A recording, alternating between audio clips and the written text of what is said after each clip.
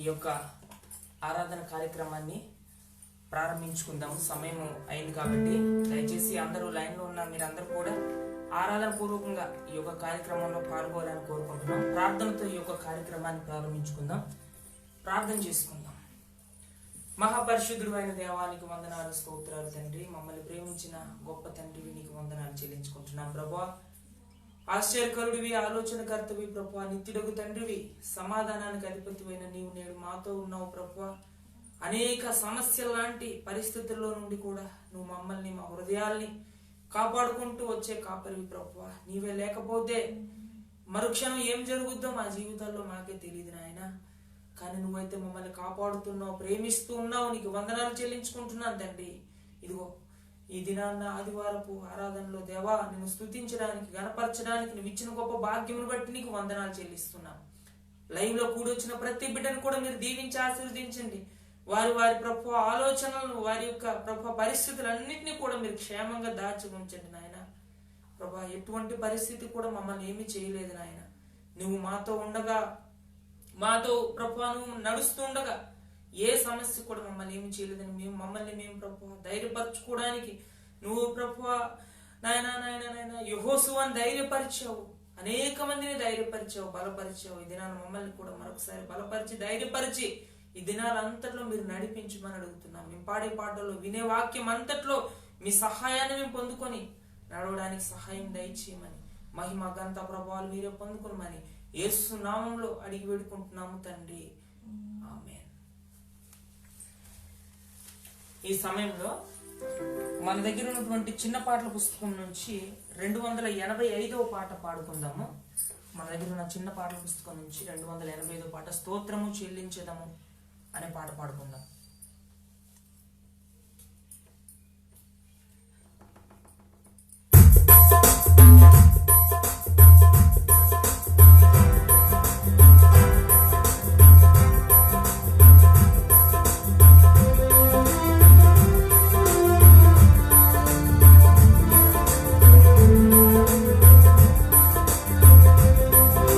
స్తోత్రము చెల్లించెదము మన యేసు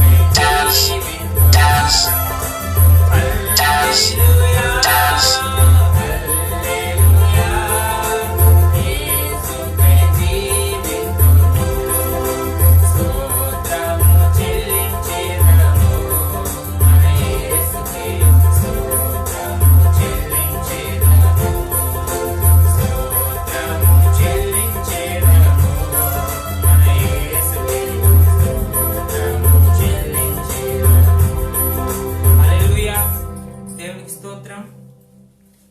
ఈ ముఖ్యంగా ఫేస్బుక్ వీడియోలో ఉన్న మీ అందరికీ మరొకసారి నేను ఇస్తున్న ప్రకటన ఏంటంటే, ఈ యొక్క పాటల కార్యక్రమం అయిపోయిన వెంటనే అన్నయ్య కూడా లైవ్ లో ఉన్నారు. మీరెవరు గాబరా పడకండి. ఇదే లైవ్ లో అన్నయ్య కూడా కొనసాగుతారు. కాబట్టి మీరందరూ కూడా వెంటనే ఆరాధన పూర్వకంగానే అన్నయ్య యొక్క వాక్యంలోనికి మనము ముందుకు వెళ్తాము. కాబట్టి ఈ సమయంలో మరొక పాట పాడుకుందాం. మన పాటల పుస్తకంలో నుండి సియోను గీతాల నుండి 656వ పాట పాడుకుందాం. సియోను గీతాలు, మన దగ్గర ఉన్నటువంటి సియోను గీతాలు పుస్తకం నుండి 656వ పాట పాడుకుందాం.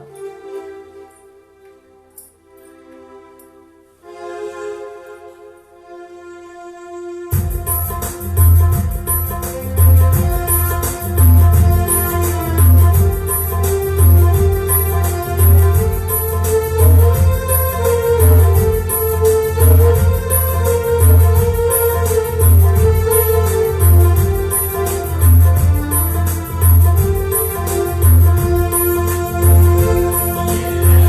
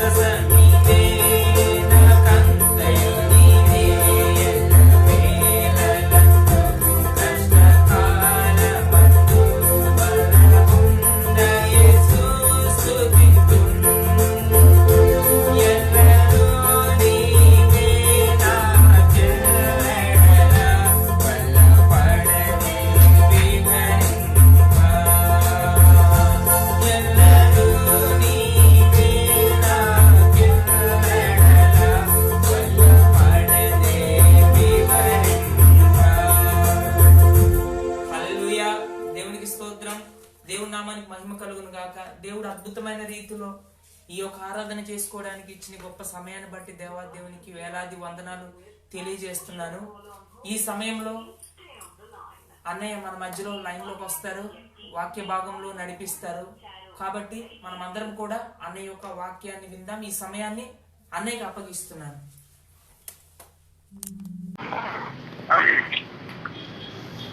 అందరూ కళ్ళు మూసుకుని తల వంచుకున్నట్లయితే ప్రార్థన చేసుకొని ముందుకు వెళ్దామండి. స్తోత్రం అయినా మహాపరిశుద్ధుడు తండ్రి, మీకు వందనాలు చెల్లిస్తున్నాం ప్రభానైనా. అవును తండ్రి, ప్రభానైనా మమ్మల్ని కాచి కాపాడుతూ దేవానైనా మీ యొక్క రెక్కల నీడలో ప్రభానైనా మీ యొక్క దేవానైనా బలమైన హస్తం చేత దేవానైనా మమ్మల్ని కాచి కాపాడుతున్న విధానం బట్టి మీకు స్తోత్రం చెల్లిస్తున్నాం తండ్రి. దేవానైనా మా యొక్క అర్హతను బట్టి దేవానైనా మా యొక్క ప్రభాని ఎదులిని బట్టి కాదు తండ్రి, కేవలం మీ యొక్క కృపను బట్టి తండ్రి మనల్ని కాచి కాపాడుతున్నాను. నేను స్తోత్రం చెల్లిస్తున్నాను తండ్రి. గొప్ప దేవుడు నాయన, విమోచకుడవు, చాలినటువంటి దేవుడు నాయన. మా యొక్క అవసరతలన్నిటినీ తీరుస్తున్నారు ప్రభానైనా. దేవానైనా మా యొక్క ప్రభానైనా ప్రతి ప్రభానైనా కదలికని మీరు గమనిస్తున్నారు తండ్రి. దేవానైనా వాటన్నిటిలోనూ మమ్మల్ని కాచి కాపాడుతూనే వస్తున్నారు ప్రభానైనా. లోకం ప్రభానైనా అతలాకుతలం అయిపోతుంది తండ్రి. ప్రభానైనా అనేక మంది ప్రభానైనా ప్రతి నిమిషానికి దేవానైనా చనిపోతూనే ఉన్నారు ప్రభానైనా ఆ యొక్క దేవాన మహమ్మారి వలన. కానీ అటువంటి బారిన దేవానైనా మమ్మల్ని మా సంఘానికి ప్రభాన పనునివ్వకుండా కాచి కాపాడుతున్న విధానం బట్టి మీకు స్తోత్రం చెల్లించుకున్నాను తండ్రి. దేవానైనా అనేకమైనటువంటి పరిస్థితుల ప్రభానైనా చర్చలు కూడుకోవడానికి అవకాశం లేకపోయిన ప్రభాన ఆన్లైన్ లో ప్రభానైనా దేవాన సహవాసం చేయడానికి ప్రభాని నీ యొక్క వాక్యాన్ని షేర్ చేసుకోవడానికి దేవాన్ని ఇచ్చిన అవకాశం బట్టి స్తోత్రం చెల్లించుకున్నాను. మీకు స్తోత్రం చెల్లించుకుంటూ మా యొక్క సంఘం యొక్క దేవాన ఆరోగ్య పరిస్థితులన్నింటినీ మీ చేతికి అప్పగించుకుంటూ క్రీస్తు సాధన గడుపుతున్నాను. అందరం సియోని గీతాల్లో నుంచి పాడుకుందామండి. స్తుతించుడి ఆయన మందిర ఆవరణంలో 75 సియోని గీతాల్లో నుంచి 75వ పాట. స్తుతించుడి ఆయన మందిర ఆవరణంలో.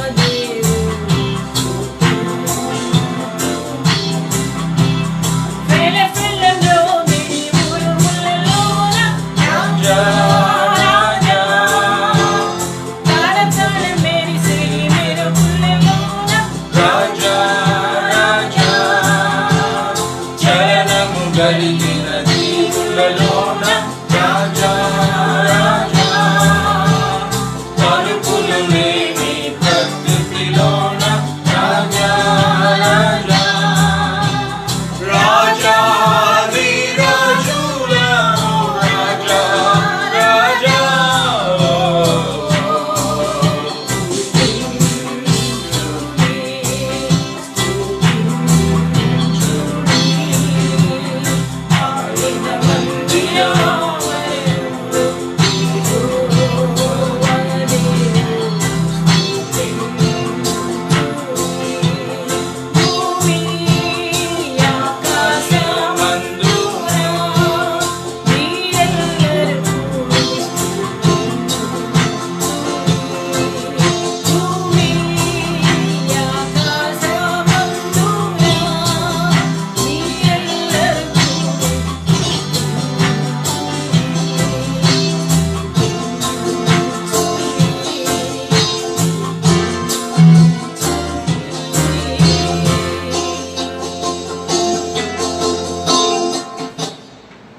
మనమందరము సియోన్ గీతాల్లో నుంచి 105వ పాట లేదా 50వ పాట 50వ పాట పాడుకుందామండి. సియోన్ గీతాల నుంచి 50వ పాట. దేవా నా హృదయము నీ యందు స్థిరమాయె.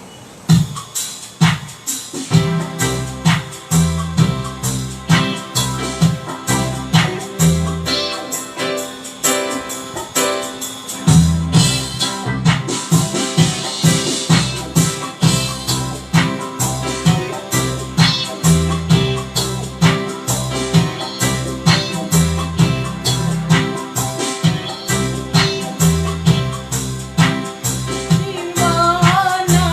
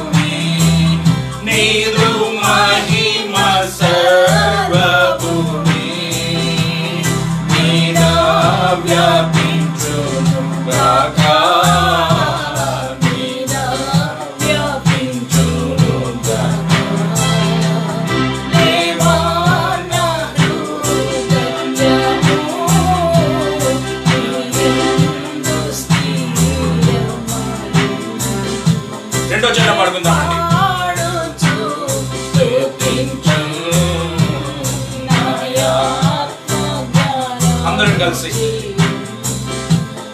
దేవాని జనముల మధ్య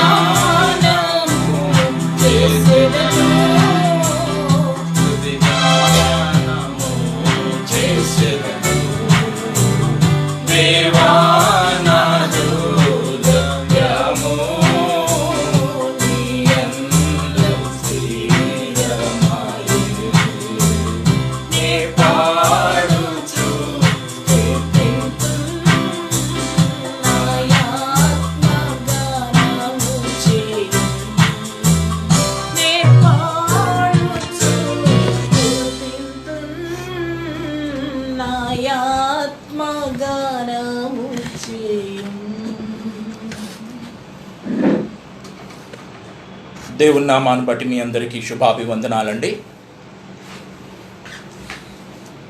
దేవుడిచ్చిన మహా అద్భుతమైన అవకాశాన్ని బట్టి మరి యొక్క విశ్రాంతి దినాన్న దేవుడు సజీవుడై లేచిన తరువాత, మృతుల్లోంచి లేచిన తరువాత మరి యొక్క ఆదివారంలోకి మనము సజీవులుగా ప్రవేశించి ఉన్నాము. అందును బట్టి దేవునికి వందనాలు చెల్లిస్తున్నాను. దేవుని పాటలతో, ప్రార్థనతో, వాక్యముతో ఆయనతో మాట్లాడడానికి, ఆయనతో సహవాసము చేయడానికి దేవుడిచ్చిన మంచి అవకాశాన్ని బట్టి నేను ఎంతగానో సంతోషిస్తూ ఉన్నాను. నిరీక్షణ లేని ఈ లోకంలో నిరీక్షణకు ఆధారభూతుడైన దేవుణ్ణి కలిగి ఉన్న వారందరూ ఈ విధంగా కూడుకొని దేవుని సన్నిధిలో ఉండడానికి, గిరిజన ప్రాంతాల్లో ఎక్కడో మూలన ఉన్న మనలందరినీ ఒకటిగా చేసిన దేవాది దేవుని బట్టి నేను దేవునికి స్తుతులు చెల్లిస్తున్నాను. మీ అందరితో ఈ విధముగా ఆన్లైన్లో మాట్లాడడానికి, మీతో ఉండడానికి దేవుడు నాకు ఇచ్చిన ఈ యొక్క సదవకాశాన్ని బట్టి దేవునికి వందనాలు. దేవుడు స్తుతించబడునుగాక. వాక్యంలోనికి మనం వెళ్దామండి. దేవుణ్ణి ఈ యొక్క ఆదివారం నాడు ఏర్పాటు చేయబడిన వాక్య భాగము మనము చూసుకుందాము. దీనికి ఈ వాక్యాన్ని మనం చదువుకుంటున్నప్పుడు ప్రార్థనాపూర్వకంగా ప్రతి ఒక్కరూ ఉండాలని నేను ఆశపడతా ఉన్నాను. దేవుడు ఈ దినాన్న ఏది మనకి ఇస్తున్నాడు, దేవుడు మనతో ఏం మాట్లాడుతున్నాడు, దేవుడు ఏ విధంగా ఈ యొక్క పరిస్థితులన్నిటిలో నుంచి మనకి ఎంకరేజ్ చేస్తూ ఉన్నాడు అనేది మనం హృదయములు తెరుచుకొని ఆ విధంగా ఉండాలని, నేను దిద్దుబాటుకు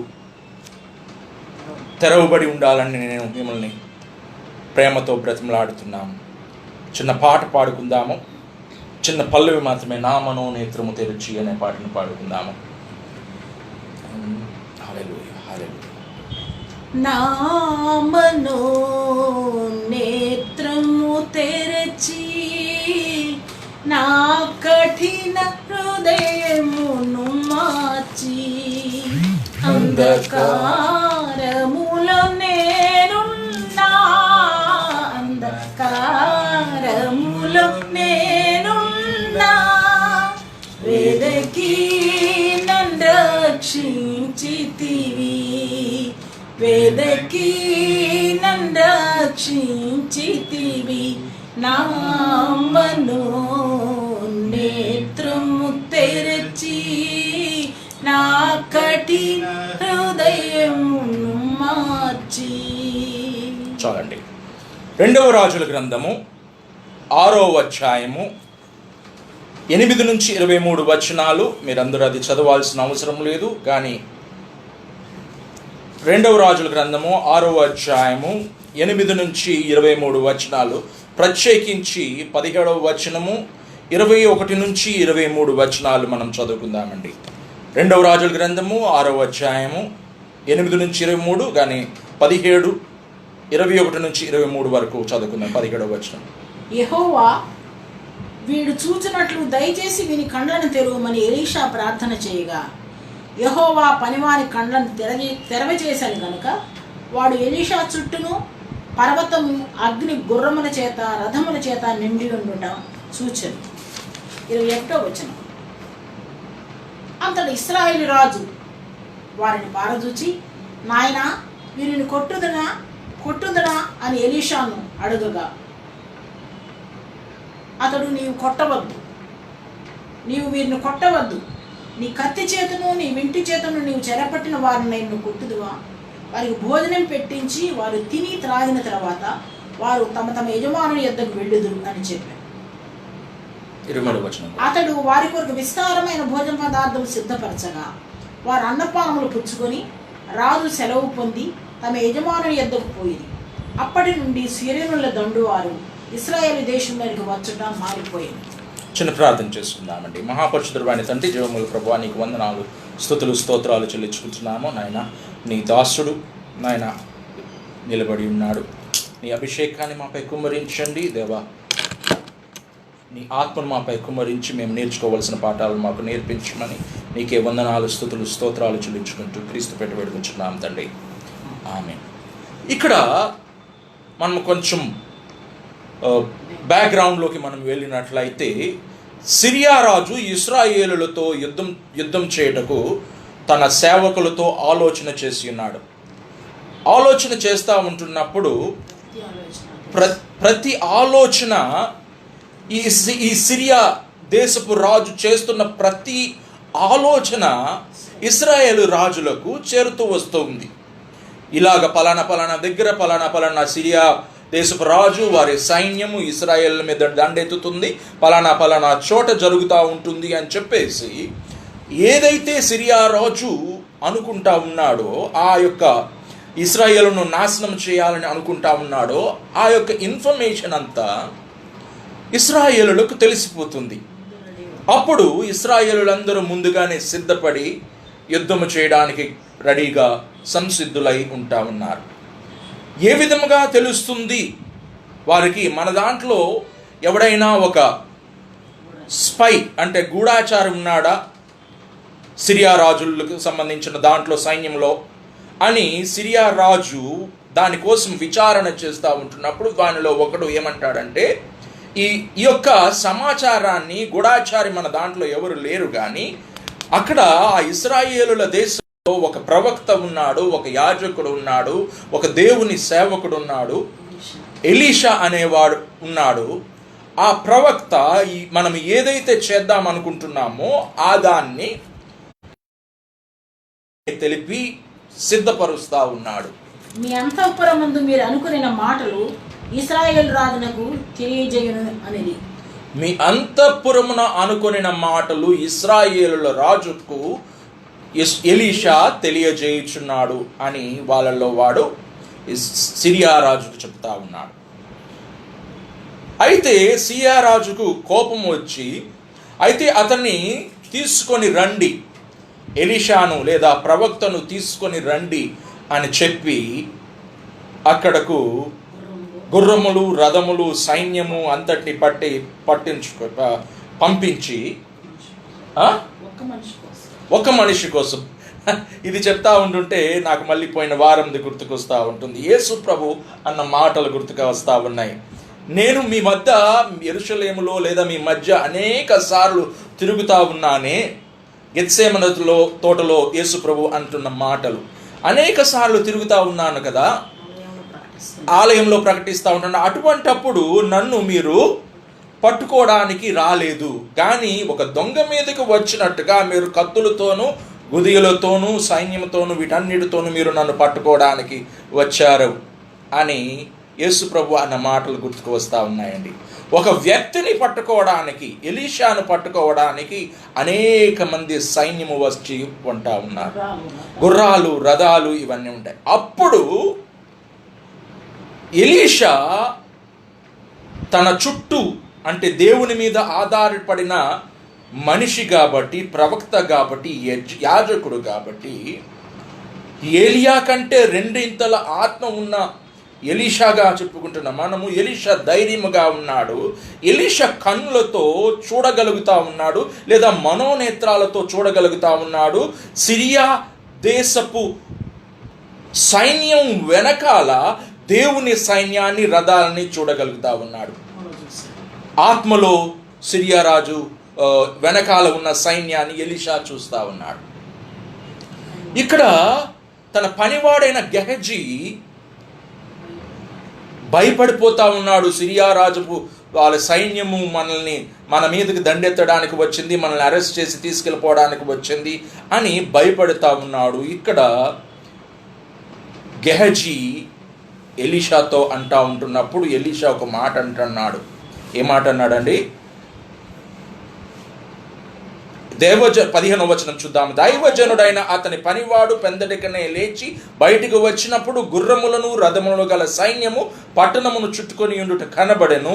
అంతటా అతని పనివాడు, అయ్యో నా ఏలినవాడా, మనము ఏమి చేయదమని ఆ దేవునితో అనగా, అతడు భయపడవద్దు, మన పక్షమునున్నవారు వారి కంటే అధికులై ఉన్నారని చెప్పి, మనలో ఉన్నవాడు లోకములో ఉన్నవాని కంటే గొప్పవాడు అని చెప్పి, యెహోవా వీడు చూచున్నట్లు దయచేసి వీని కండ్లను తెరువమని ఎలీషా ప్రార్థన చేశాను. అప్పుడు ఆ పనివాని కండ్లు తెరవజేశాను. అప్పుడు ఆ యొక్క గెహజీ అప్పుడు ఏంటంటే గనుక వాడు ఎలీషా చుట్టూను పర్వతము అగ్ని గుర్రముల చేత రథముల చేతను నిండి ఉండుట చూచెను. ఇది మనం ఈరోజు కొంచెం ధ్యానించుకోవాల్సిన అంశం అండి. దీని యొక్క హెడ్డింగ్ నాకు దేవుడు చెప్తా ఉన్న హెడ్డింగ్ ఏంటంటే, God system and world system. దేవుని యొక్క సిస్టము ఒక పద్ధతి, ఈ లోకపు సిస్టమ్, ఈ లోకపు పద్ధతి. మనం కొంచెం ఈ యొక్క ఇప్పుడు ఉన్న పరిస్థితుల గురించి మనం ఆలోచిద్దాం. వాక్యంలో మనం చూసుకున్నట్లయితే ఎలీషా ఆ యొక్క సైన్యాన్ని చూడగలుగుతా ఉన్నాడు. ఒక రకమైన మనిషి, గాడ్ సిస్టంలో ఉన్న మనిషి అంటే ఎలీషా. హెవెన్లీ పీపుల్ అంటే పరలోక సంబంధమైన మనుషులు, ఆత్మ నేత్రాలతో చూడగలుగుతా ఉన్నారు. ఎలీషా వరల్డ్ సిస్టమ్కి సంబంధించింది, అంటే ఈ లోకానికి సిస్టమ్ దానికి సంబంధించింది, సాతానికి సంబంధించినది లేదా భౌతిక సంబంధించినవి. వీటిని ఎలీషా దైవ సంబంధమైన కనులతో, దైవ సంబంధమైన విషయాలను ఎలీషా చూడలేకపోతా ఉన్నాడు. దీన్ని బట్టి మనం జాగ్రత్తగా మన పరిస్థితి, ఇప్పుడు ఉన్న పరిస్థితులను బట్టి మనము ఆలోచన చేసుకోవాలి. దైవ సంబంధులు దైవ కార్యాలను చూడగలుగుతారు, ఆత్మ సంబంధులు ఆత్మ కార్యాలను చూడగలుగుతారు, శరీర సంబంధులు శరీర కార్యాలను మాత్రమే చూడగలుగుతారు. దీనికి క్రోడీకరించినట్లయితే లోకపు సంబంధమైన మనుషులు ఎలీషా లేదా సిరియా దేశపు రాజు వెనకాల ఉన్న దేవుని సైన్యాన్ని చూడలేకపోతారు. భౌతికమైన వాటిని మాత్రమే, ఎదురుగా కనిపిస్తున్న వాటిని మాత్రమే వారు చూడగలుగుతారు ఈ లోకపు సంబంధులు. ఆత్మ సంబంధులు ఎదురుగా కనిపించే వాటిని చూడగలుగుతున్నారు, కానీ నాలో ఉన్నవాడు లోకములో ఉన్నవాని కంటే గొప్పవాడు అని ఆ వాక్యం అక్కడే ఎలీషా మాట్లాడుతూ ఉన్నాడు. ఈ లోకములో ఉన్నవాడి కంటే ఎక్కువగా ఉన్న దైవ జనము, చూడండి ఆ మాట చూడండి ఎంత చక్కగా ఉందో. మనం పక్షముననున్నవారు 16వ వచనము, అతడు భయపడవద్దు దేవుడు చెప్తున్న మాట. ఆత్మ సంబంధమైన వారికి, మళ్ళీ ఎవరైతే ఆత్మ సంబంధమైన వారు ఎలాగైనా చూస్తారు, కానీ లోక సంబంధమైన వారికి గెహజీ ఎవరైతే దేవుని మీద ఆధారపడాలనుకుంటున్న వారు లేదా లోకపు సంబంధమైన వాటి చేత భయపడుతున్న వారికి ఎలీషా చెబుతున్న మాట, లేదా ఈరోజు మన పరిస్థితులను బట్టి దేవుని సేవకుడుగా దేవుడు చెప్పిస్తున్న మాట ఏంటంటే భయపడవద్దు, భయపడవద్దు. మన పక్షమునున్నవాడు లోకములో ఉన్నవాని కంటే గొప్పవాడు, కరోనా కంటే గొప్పవాడు. మన పక్షమునున్నవారు వారి కంటే అధికులై ఉన్నారని చెప్పి చాలా ఇప్పుడు మనం కొంచెం మనల్ని మనం ప్రశ్నించుకోవాల్సిన అవసరం ఉంది. మన మనోనేత్రాలతో దేవుని అంటే ఫ్రాంక్గా అంటారు కదా, ఫ్రాంక్గా మాట్లాడుకుందాం. అనేక మందితో ఇప్పుడు ఉన్న మన దగ్గర ఉన్న పరిస్థితులు కానీ ఈ లోకపు సిస్టమ్ పరిస్థితులు ఆలోచించుకుంటూ ఉంటున్నప్పుడు ఎవరికి వాళ్ళు వాళ్ళ కుటుంబాల గురించి ఆలోచించుకుంటారు, అది సహజమే. ఇప్పుడు ఆన్లైన్లో ఉన్న వారు అందరితో, నాతో సహా ఇక్కడ రూమ్లో ఉన్న వారు అందరితో సహా మాట్లాడుతున్న మాట ఏంటంటే, మనం ఏ సిస్టంలో ఉన్నాం, దేన్ని చూస్తున్నాము, దేన్ని నమ్ముతున్నాము. ఒక్కసారి ఆ వాక్య భాగం తీయండి. అంతలో 2 కొరింథీ 4:18 వచనం ఒకసారి చూద్దామండి. 2 కొరింథీ 4:18. మనము దేన్ని చూస్తా ఉన్నాం? మనము దృశ్యమైన వాటిని చూస్తున్నామా, అదృశ్యమైన వాటిని చూస్తున్నామా? చదువునాను. దృశ్యమైనవి అనిత్యములు, అదృశ్యమైనవి నిత్యములు. దృశ్యమైనవి అనిత్యములు, అదృశ్యమైనవి హల్లెలూయా. దృశ్యమైనవి అనిత్యములు అంటే ఎలీషా కాకుండా గెహజీ చూస్తున్నవి అనిత్యములు, ఎలీషా చూస్తున్నవి నిత్యములు. ఈ సిస్టమ్ని మనం కొంచెం అర్థం చేసుకుంటే కొంచెం ముందుకు వెళదామండి. ఈ మాటని మనము ఒకసారి ఎదురుగా మనం ఉన్న పరిస్థితిని బట్టి ఆలోచించుకోవాలి. దృశ్యమైనవి అనిత్యములు, అదృశ్యమైనవి నిత్యములు. చూసేవి టెంపరరీ. ఆ పాట ఉందండి, అవి కంటికి కనబడవు, హృదయానికి అంతు చిక్కవు. దేవుని కార్యములు ఎంత గొప్పవి, తండ్రి నీ తలంపులు లెక్కలేనివి. అవి కంటికి కనబడవు, హృదయానికి. దేవుని యొక్క కార్యాలు శరీరమైన మనుషులకు కంటికి కనిపించవు, కానీ ఆత్మ నేత్రాలు కలగవారు, ఆత్మ వశములో ఉన్నవారు, దేవుని సిస్టమ్ని నమ్ముతున్నవారు చూడగలుగుతారు. మనము శరీర కార్యాల కోసం పిలువబడలేదు. ఇప్పుడు మనము ఆలోచించుకుందాం. ఇక్కడ వరకు మీకు అర్థమైనట్లయితే మనం కొంచెం ముందుకు వెళ్ళడానికి ప్రయత్నిస్తాం. ఈ యొక్క ఇప్పుడు దాకా మనం చెప్పుకున్న లోకపు సిస్టమ్ అంటే ఎర్త్లీ సిస్టమ్, ఈ కళ్ళకు కనిపించే సిస్టము, దృశ్యమైనవి. మనిషి సెన్సెస్ అంటారు కదండి, 5 సెన్సెస్ ఏంటండి? పంచేంద్రియాలు ఏంటండి? కళ్ళు, ముక్కు, నోరు, చెవి, స్పర్శ. ఈ 5 కంటికి కనిపించేవి, ఇవి అనిత్యాలు.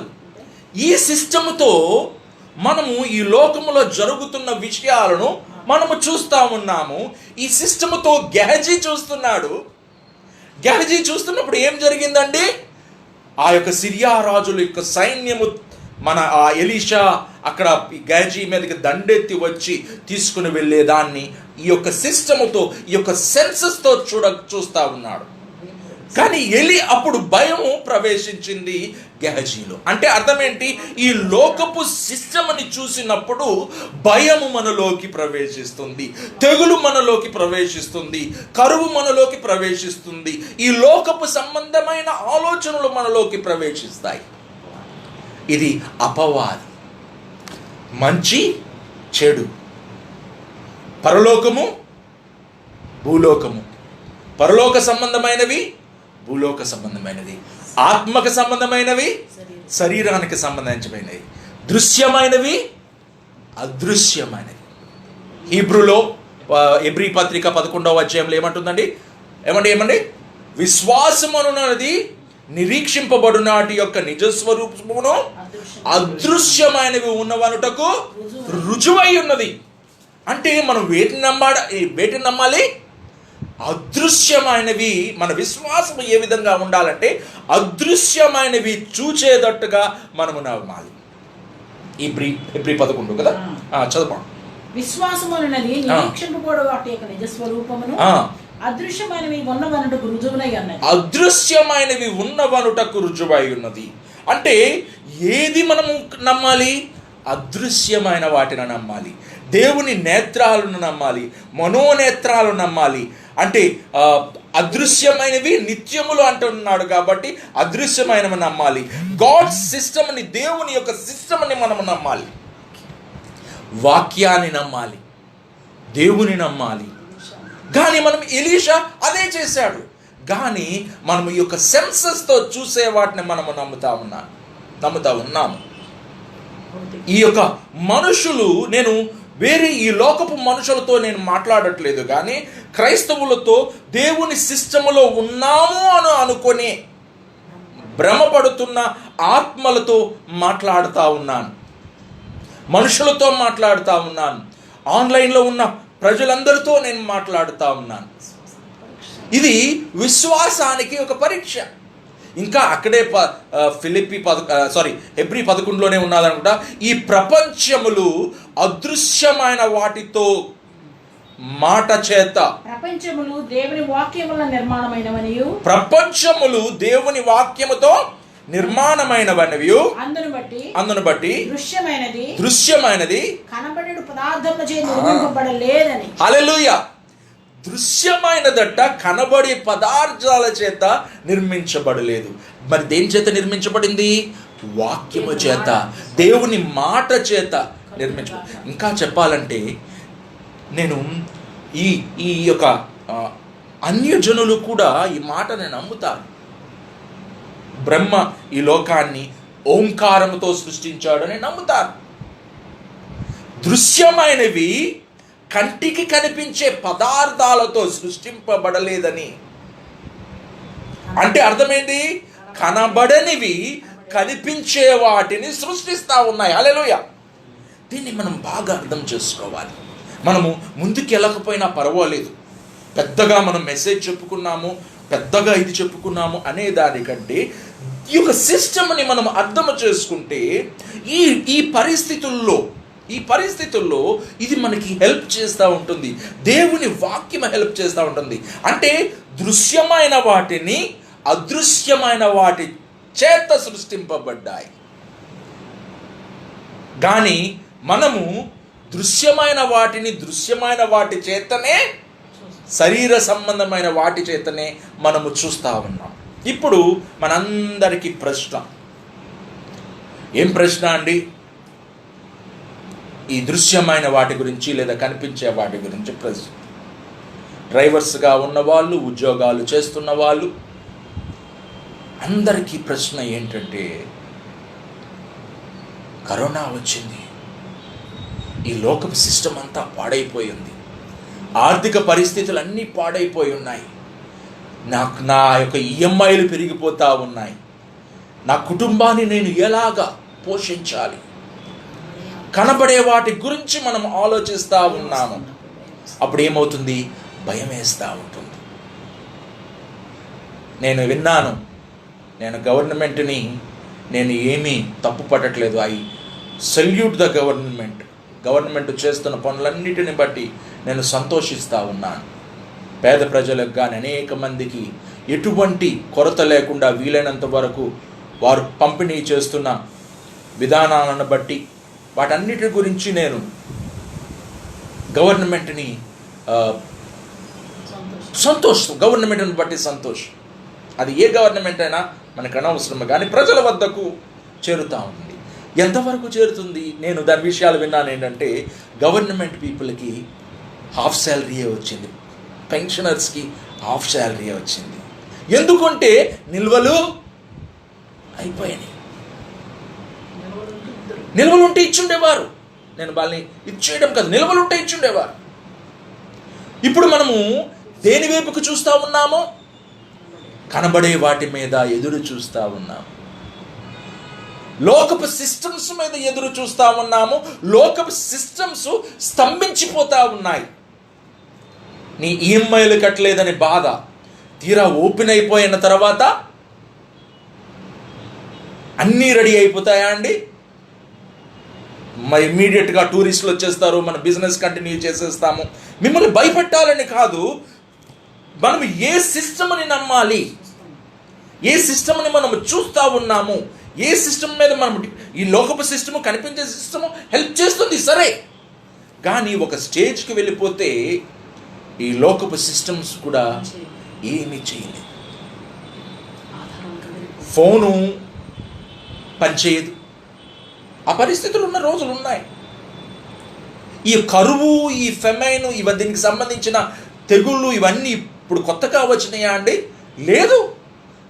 భూమి సృష్టించిన దగ్గర నుంచి కూడా ఈ కరువులు, తెగుళ్ళు మనకి తెలుసు కదా, అనేక సార్లు ఉన్నాయి కదండి.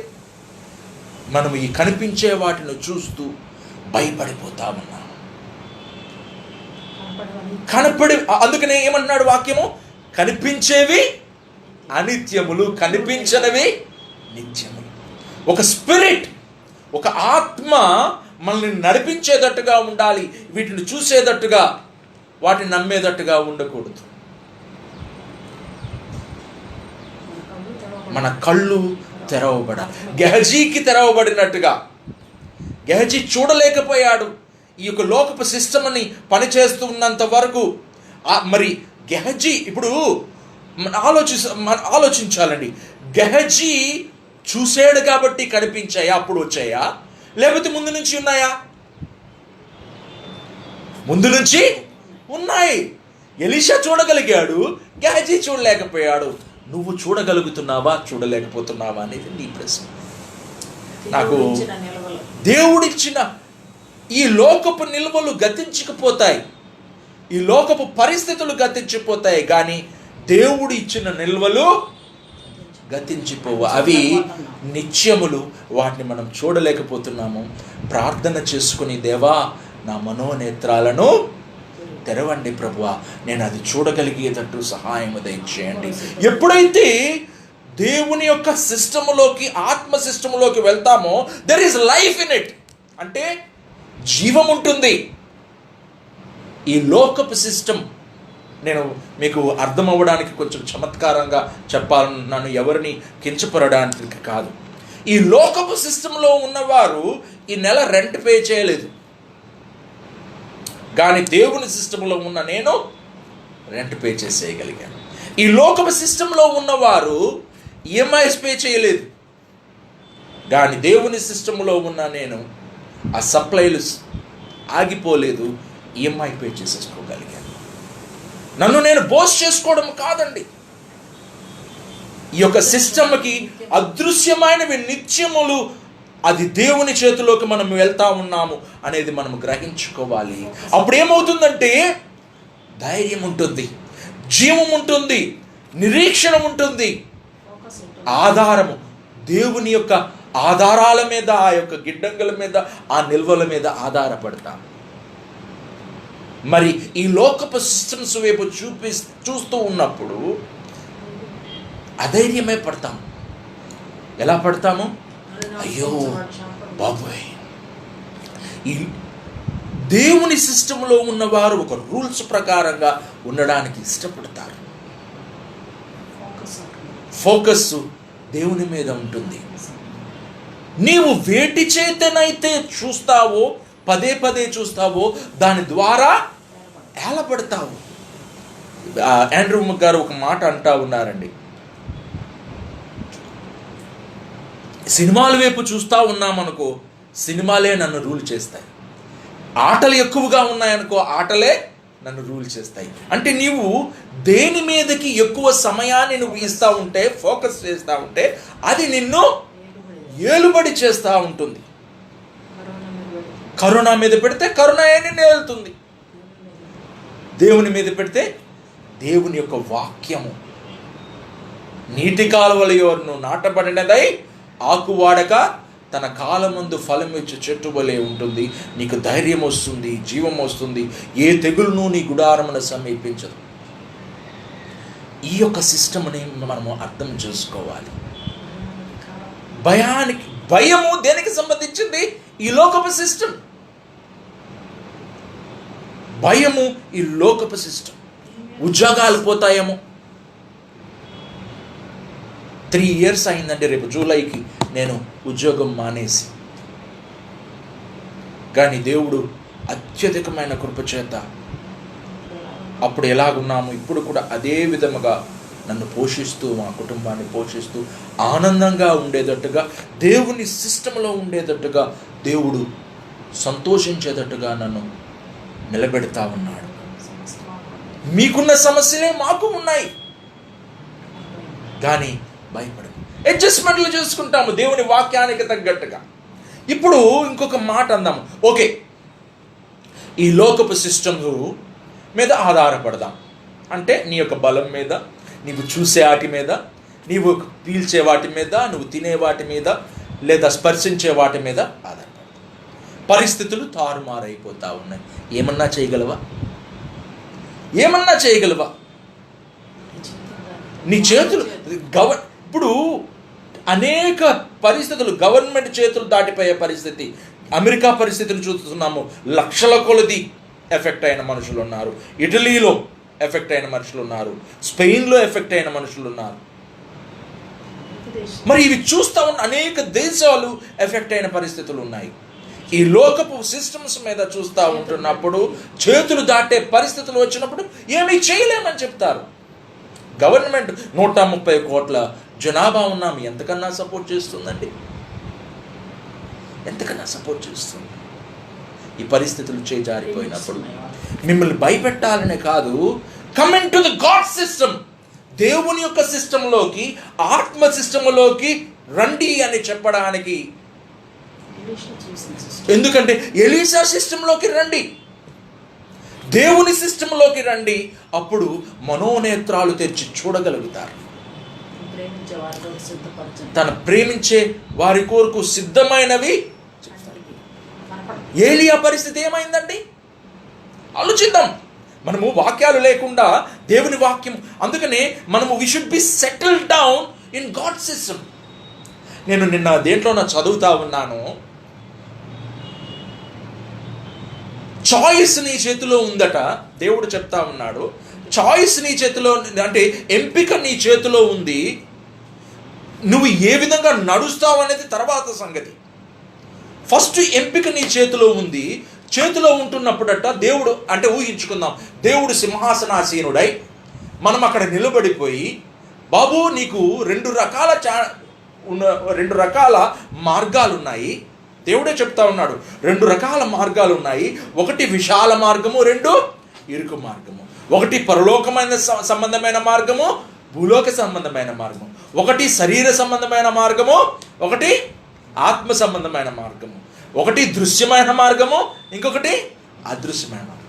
వీటిని నీవు ఎంపిక చేసుకోవాలి. తర్వాత ఎలా నడుస్తావు అనేది నేను చూసుకుంటాను. ఎంపిక చేసుకోవాలి. దీన్ని 2 సాక్షులు ఉన్నారు. ఎవరు అంటే, ఒకటి గుడ్డు, ఒకటి బ్యాడ్. ఈ సాక్షులు ఎదురుగా ఉన్నారు 2. ఒకటి దేవుడు, 2 సాతాను. ఒకటి ఆత్మ, ఒకటి శరీరము. ఒకటి దృశ్యమైనది, ఒకటి అదృశ్యమని. ఈ 2 సాక్షులు ఆ కోర్టులో నించొని ఉన్నారు.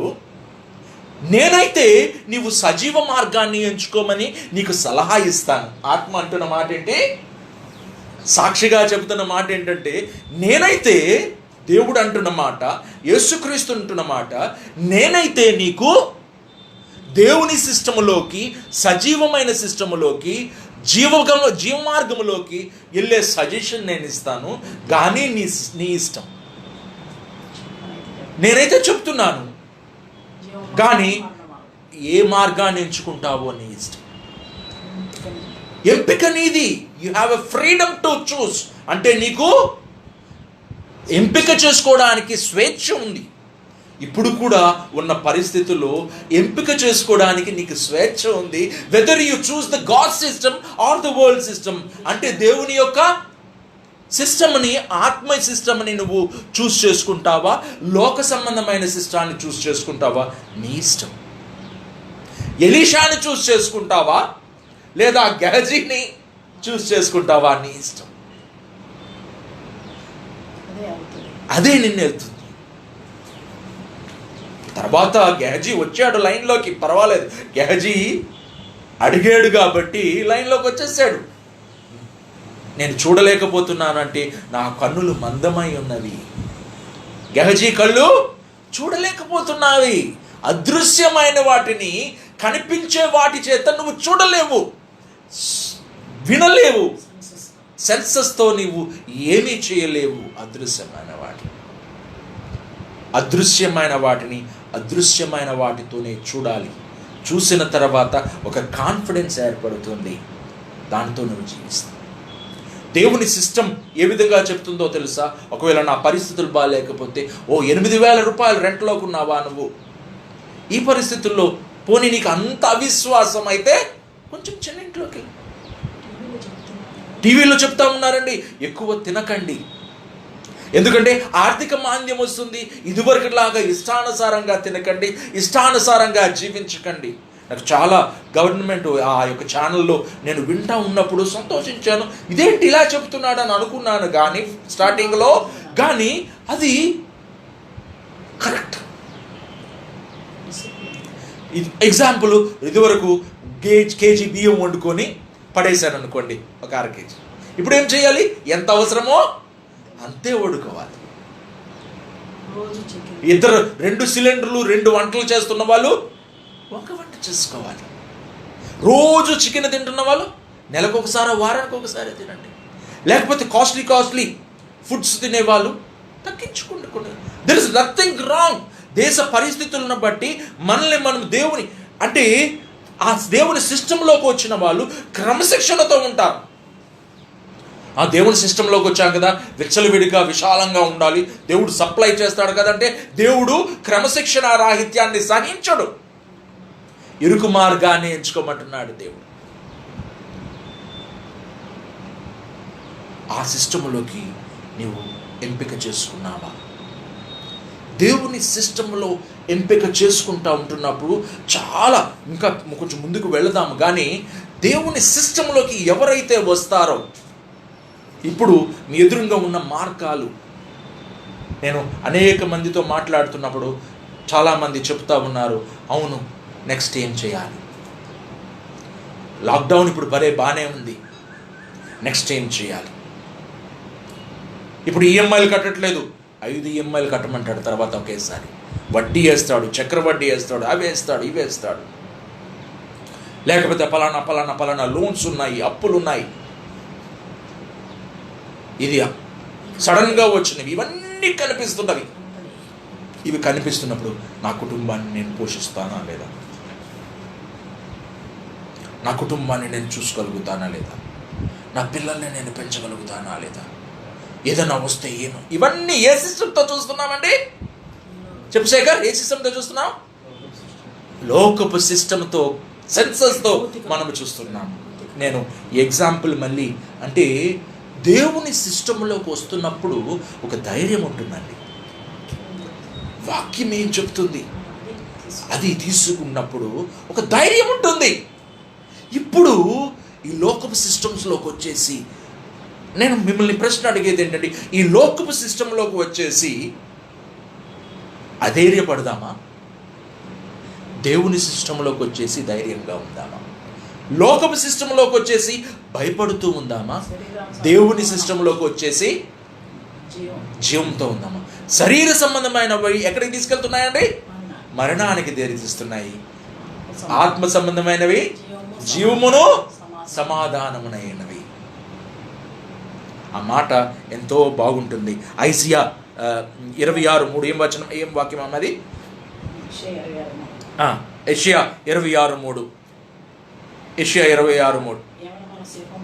ఎవని మనస్సు యెహోవా మీద ఆనుకొనునో వారిని నీవు పూర్ణ శాంతి గలవానిగా కాపాడుదువు. హల్లెలూయా, పూర్ణ శాంతి గలవానిగా కాపాడు. మళ్ళీ చదవమా, మళ్ళీ మొదటి నుంచి. ఎవని మనస్సు నీ మీద ఆనుకొనునో వానిని నీవు పూర్ణ శాంతి గలవానిగా కాపాడుదువు. పూర్ణ శాంతి గలవానిగా కాపాడుదువు. ఏలయనగా అతడు నీ యందు విశ్వాసం ఉంచి ఉన్నాడు. హల్లెలూయా. ఎవని మనస్సు యెహోవా మీద ఆనుకొనునో వాడు పూర్ణ శాంతి సమాధానాలతో ఉన్నాడు. ఏలయనగా అతడు యెహోవా యందు విశ్వాసం ఉంచాడు. అంటే గాడ్స్ సిస్టమ్ మీద విశ్వాసం ఉంచాడు. దేవుని సిస్టమ్ మీద విశ్వాసం ఉంచాడు. మీకున్న సమస్యలు మాకు ఉన్నాయి, బట్ దేవుని యొక్క సిస్టమ్ మీద ఆధారపడుతున్నావు కాబట్టి కలవరపడట్లేదు. మీ హృదయాలు కలవరపడనివ్వకండి. పోని అందుకనే వాక్యం అంటుంది, ఒకడు చింతించి తన ఎత్తు మూరుడు ఎక్కువ చేసుకోగలడా? చింతిస్తావు, బాధపడతావు, భార్య బిడ్డల గురించి బాధపడతావు, అది చేస్తావు, ఇది చేస్తావు. పోనీ ఏమన్నా కొంచెం ఎత్తు ఎదగలవా? ఈ సమస్యల నుంచి బయటికి రాగలవా? దేవుని కార్యాలు ఎంత ఆశ్చర్యం ఉంటాయి. చిన్న ఎగ్జాంపుల్ ఇస్తున్నా. అంటే చాలా చాలా అంటే ఆ సిస్టంలోకి వెళ్తే చాలా చాలా చాలా ఒక కాన్ఫిడెన్స్ ఉంటుంది. కుటుంబాన్ని పోషించగలము, జీవితాన్ని జీవించగలము అనే కాన్ఫిడెన్స్ వస్తుంది. ఎలా జరుగుతుంది అంటే వాక్యపరంగా చూసుకుంటే ఆ కరువు సమయాల్లో ఏలియాకు కాకుల ద్వారా ఆహారం వచ్చింది. ఏమండి, ఆ కరువు సమయాల్లో ఆ యొక్క సారేపతు విధవరాలో యొక్క నూనె అయిపోలేదు, ఆ పిండి అయిపోలేదు. నీకున్న కొద్దిదాన్ని, అందుకని యేసుప్రభు వారు వీళ్ళందరికీ భోజనం పెట్టండి అంటే, వీరందరికీ భోజనం పెట్టాలంటే ఇన్ని రోజులు పని చేయాలండి అని శిష్యులు అన్నారు. 2 సంవత్సరాలు పని చేయాలన్నాడు. వద్దు వద్దు, నీకున్న దాన్ని తీసుకురా, నేను ఆశీర్వదిస్తాను. ఏమున్నాయి నీ దగ్గర అంటే, ఆ చిన్నపిల్లడి దగ్గర 5 రొట్టెలు 2 చేపలు. ఎంతమందికి సరిపోయినాయండి? ఆయన స్తుతించి ఆశీర్వదించినప్పుడు 5,000 మందికి సరిపోగా మిగిలినవి 12 గంపలు ఎత్తారు. హల్లెలూయా! ఇది ఏ సిస్టమ్ అండి? దేవుని సిస్టమ్. మిమ్మల్ని అందరికీ మనం చూడాల్సినవేంటి? దేవుని సిస్టమ్ను చూడాలి. ఒక చిన్న ఎగ్జాంపుల్ ఇస్తాను నేను. నాకు ఊరికే ఈ ఆలోచన వచ్చింది. మనము సపోజు పెద్ద డేవిడ్, విజయ వీళ్ళు అమ్మో మనం ఎలా చేయాలి అని ఆలోచిస్తూ ఉన్నారనుకోండి. ఆలోచిస్తున్నప్పుడు నాకు దేవుడు సడన్గా ఒక ఆలోచన ఇచ్చాడు. అంటే దేవుడు సప్లై చేసే విధానాన్ని ఆలోచన ఇచ్చాడు. అంటే వాళ్ళు లోకపు సిస్టంలో ఉన్నారనుకో, ఈఎంఐలు ఎలా కట్టాలి, లోన్స్ ఎలా తీర్చాలని ఉంటుంది. దేవుడు సడన్గా కాకి ద్వారా ఆహారం పంపినట్టుగా సడన్గా విజయ దగ్గరకు వచ్చి, డేవిడ్ దగ్గరకు వచ్చి, 100 మందికి లేదా 1000 మందికి భోజనాలు కావాలి, ఉండి పెడతావా అనే ఒక గవర్నమెంటో లేకపోతే ఏ బిజినెస్ మ్యానో వచ్చి చెప్తాడు. వచ్చినప్పుడు ఏమవుతుందండి? ఎవ్వరూ సప్లై చేయలేకపోతారు. వారు నీ దగ్గరికే వచ్చి అడిగినప్పుడు నీ హృదయము సంతోషముతో గంతులు వేసి ఉంటుంది. ఎందుకంటే అది నువ్వు చూడలేకపోయావు. అంటే దేవుని సిస్టంలో ఉంటున్నప్పుడు సడన్గా ఏం జరుగుతుందో తెలియదు. దేవుడు ముందే చెప్పడు. Unnecessary worry. దేవుని మీద ఆధారపడినప్పుడు మాకు అనేకం జరుగుతూ ఉంటాయి. అనేకము ఎక్కడా లేనివి సడన్గా మా జీవితంలో చాలా జరిగినాయి. ఎవరో డబ్బు తీసుకొచ్చి సడన్గా ఇవ్వడం, లేకపోతే సడన్గా మేము ఎక్కడో డబ్బులు పెట్టి మర్చిపోయిన పరిస్థితి.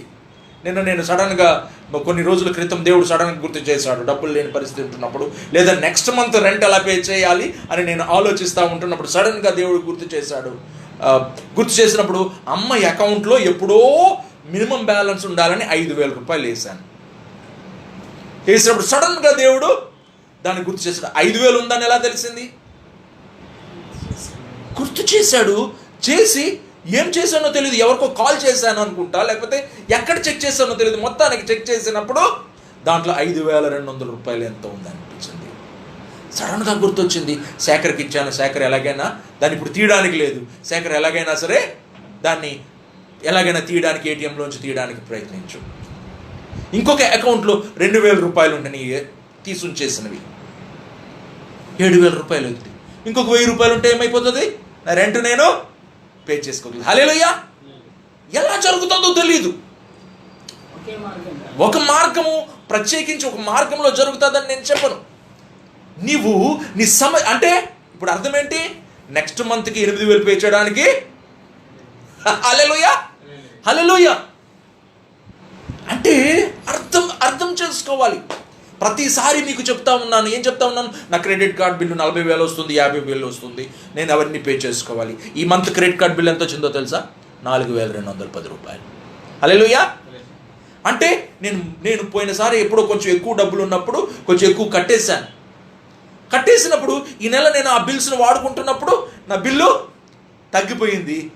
ఇప్పుడు శాఖర్ బిల్లే ఇంకా ఎక్కువ ఉంటుంది నా దానికంటే. అవునా కదా? చూడండి, దేవుని సిస్టమ్ మీద ఆధారపడినప్పుడు. ఇది గొప్పలు చెప్పడానికి కాదండి, దయచేసి గొప్పలు చెప్పడానికి కాదు. ఎంత వస్తుందో బిల్లు అని నేను భయపడతా ఉన్నాను. 4,000 రూపాయల బిల్లు వచ్చింది. ఈ 8,000 రూపాయలు నెక్స్ట్ మంత్ రెంట్ ఎలా కట్టాలని భయపడతా ఉన్నాను. నా ఈఎంఐకి దేవుడు సప్లై చేస్తాడు. హల్లెలూయా. ఏ సిస్టంలోకి వెళ్ళాలి మనము? దేవుని సిస్టంలోకి వెళ్ళాలి. ఆకాశ పక్షుల సిస్టంలోకి వెళ్ళాలి. అవి విత్తవు కోయవు కానీ కొట్లలో కూర్చుకొనవు, కానీ పరలోకపు తండ్రి వాటిని పోషిస్తున్నాడు కదా. ఈ లోకపు సృష్టిని ఆయన పోషిస్తూ ఉంటున్నప్పుడు వాటన్నిటినీ నీకోసము సృష్టించిన దేవుడి ఎదుట నువ్వు ఎంతో గొప్పవాడివి, శ్రేష్ఠుడివి. కాబట్టి నిన్ను ఇంకా చూసుకుంటాడు. ఫియర్ నాట్, భయపడవద్దు. ఎలీషా గెహజీతో చెప్తా ఉన్నాడు, భయపడద్దు, చూడు అని తన మనోనేత్రాలను తెరిచాడు. అప్పుడు చూసినప్పుడు ఎలీషాకు ధైర్యం వచ్చింది. గెహజీకి ధైర్యం వచ్చింది. ఎలీషా గెహజీ కళ్ళు తెరవమని ప్రార్థన చేసినప్పుడు గెహజీ చూడగలిగాడు. ఎదురుగా కనిపించే వరల్డ్ సిస్టమ్తో, ఈ యొక్క లోకపు సిస్టమ్తో సిరియా దేశపు రాజులు కనిపించారు. ఎప్పుడైతే మనోనేత్రాలు తెరుచుకున్నాయో, దేవుని సిస్టంలోకి వెళ్ళావో, సైన్యాన్ని మనోనేత్రాలను ఏవి తెరిపిస్తాయండి? వాక్యాలు తెరిపిస్తాయి. ఇంకా చాలా చెప్పాలని నేను ఆశపడ్డాను, కానీ ఇది మనం అర్థం చేసుకున్నప్పుడు లోకపు వైపు చూసినప్పుడు జవాబు లేదండి. లోక వైపు చూసినప్పుడు జవాబు లేదు. దేవుడు ఈ లోకాన్ని కదిలించేస్తా ఉన్నాడు. ఆధారాలను కదిలించే ఆ వాక్యం ఒకసారి తీయరు చూడండి. హెబ్రీలకు రాసిన పత్రిక హెబ్రీ కంటే ముందు హగ్గయి తీయండి. హగ్గయి 2 6వ వచనము 21వ వచనం మనం చూద్దాం. 6వ వచనం చదువు నాన్న. నేను అన్ని జనులందరినీ కదిలింపగా ఇక కొంతకాలము ఇంకొక మాద ఆకాశమును భూమిని సముద్రమును నేలను నేను కంపింపజేతును. ఆకాశమును భూమిని సముద్రమును నేలను నేను కంపింపజేస్తాను. ఇప్పుడు మనకున్న పరిస్థితి ఆ విధంగానే ఉందండి, ఆ విధంగానే ఉన్నది. ఈ లోకపు పరిస్థితులు కూడా అదే విధంగా ఉన్నాయి. 21 ఆకాశమును భూమిని నేను కంపింపజేయుచున్నాను, రాజ్యముల సింహాసనాలు నేను కింద పడవేతును. ఆకాశమును భూమిని నేను కంపింపజేస్తున్నాను. హెబ్రీ 12:24 నుంచి 29లో ఎక్కడ ఉంటుంది ఒకసారి చూడండి.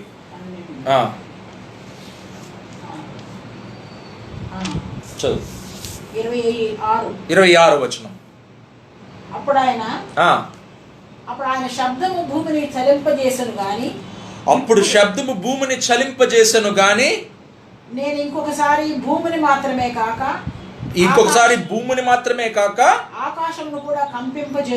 ఆకాశమును కూడా భూమిని మాత్రమే కంపింపజేయడం అంటే ఏంటంటే కదిలించే పరిస్థితులు. God is shaking this world. అంటే భూమిని ఆకాశాన్ని కంపింపజేస్తా ఉన్నాడు. ఈ కరోనా ద్వారా, ఫెమిన్ ద్వారా, వీటన్నిటి ద్వారా ఈ లోకపు సిస్టమ్స్ని కంపింపజేస్తా ఉన్నాడు. కంపింపజేస్తా ఉంటున్నప్పుడు మరణం ఏలుతుంది, నిల్వలైపోతా ఉన్నాయి, పరిస్థితులు విషమిస్తా ఉన్నాయి. కరువులు వచ్చినాయి, అనేక సార్లు కరువులు వచ్చినాయి కదండి. ఒకసారి చూడండి, అబ్రహాము సమయంలో కూడా కరువు వచ్చింది. ఒకసారి చూద్దాము. కొంచెం టైం అయిపోతున్నప్పటికీ మనము కొంచెం చూద్దాం. 12వ అధ్యాయము 10వ వచనము చూద్దామండి. అబ్రహాము సమయంలో కూడా ఆదికాండము 12:10వ వచనం.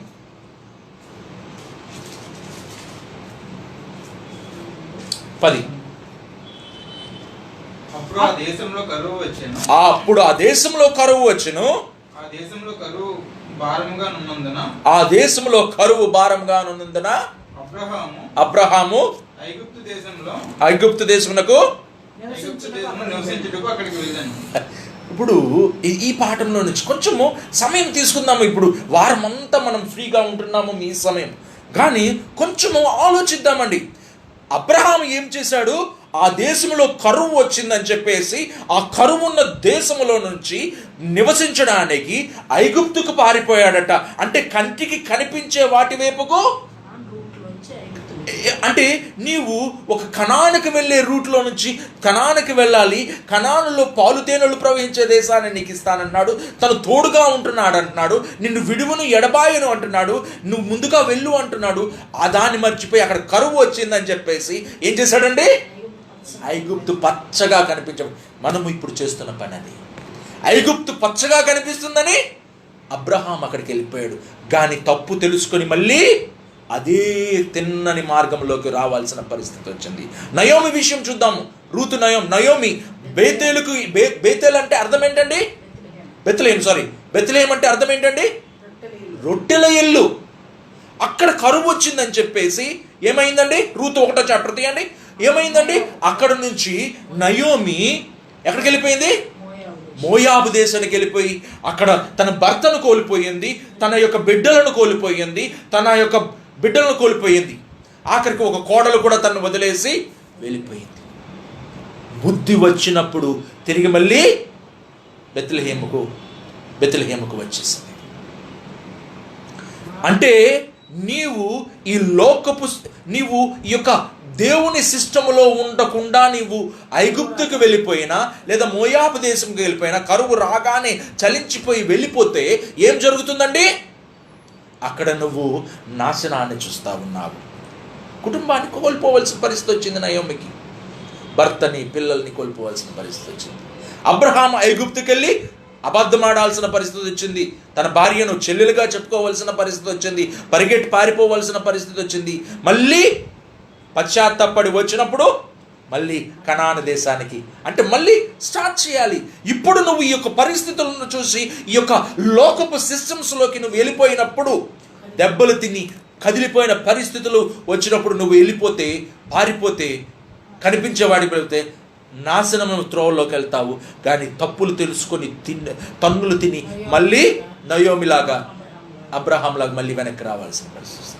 దేవుని సిస్టంలో ఉంటే ఏం జరుగుతుందో కూడా మనం చూద్దాము ఒకసారి తీయండి. యోసేపుకు జరిగిన సంఘటన మనం చూసుకుంటుంటే ఆదికాండము 41:27 ఆ 41లో ఉన్నాయి. అక్కడ కరువు వచ్చిన సమయాల్లో ఉన్నాయి. అయితే అక్కడ 41:27 అక్కడ కూడా కరువు వచ్చింది. కానీ యోసేపును దేవుడు వాడుకున్నాడు. యోసేపు అక్కడ రాజు ఒక కల కంటా ఉన్నాడు. ఆ కలని యోసేపు చెప్పే పరిస్థితి వస్తుంది.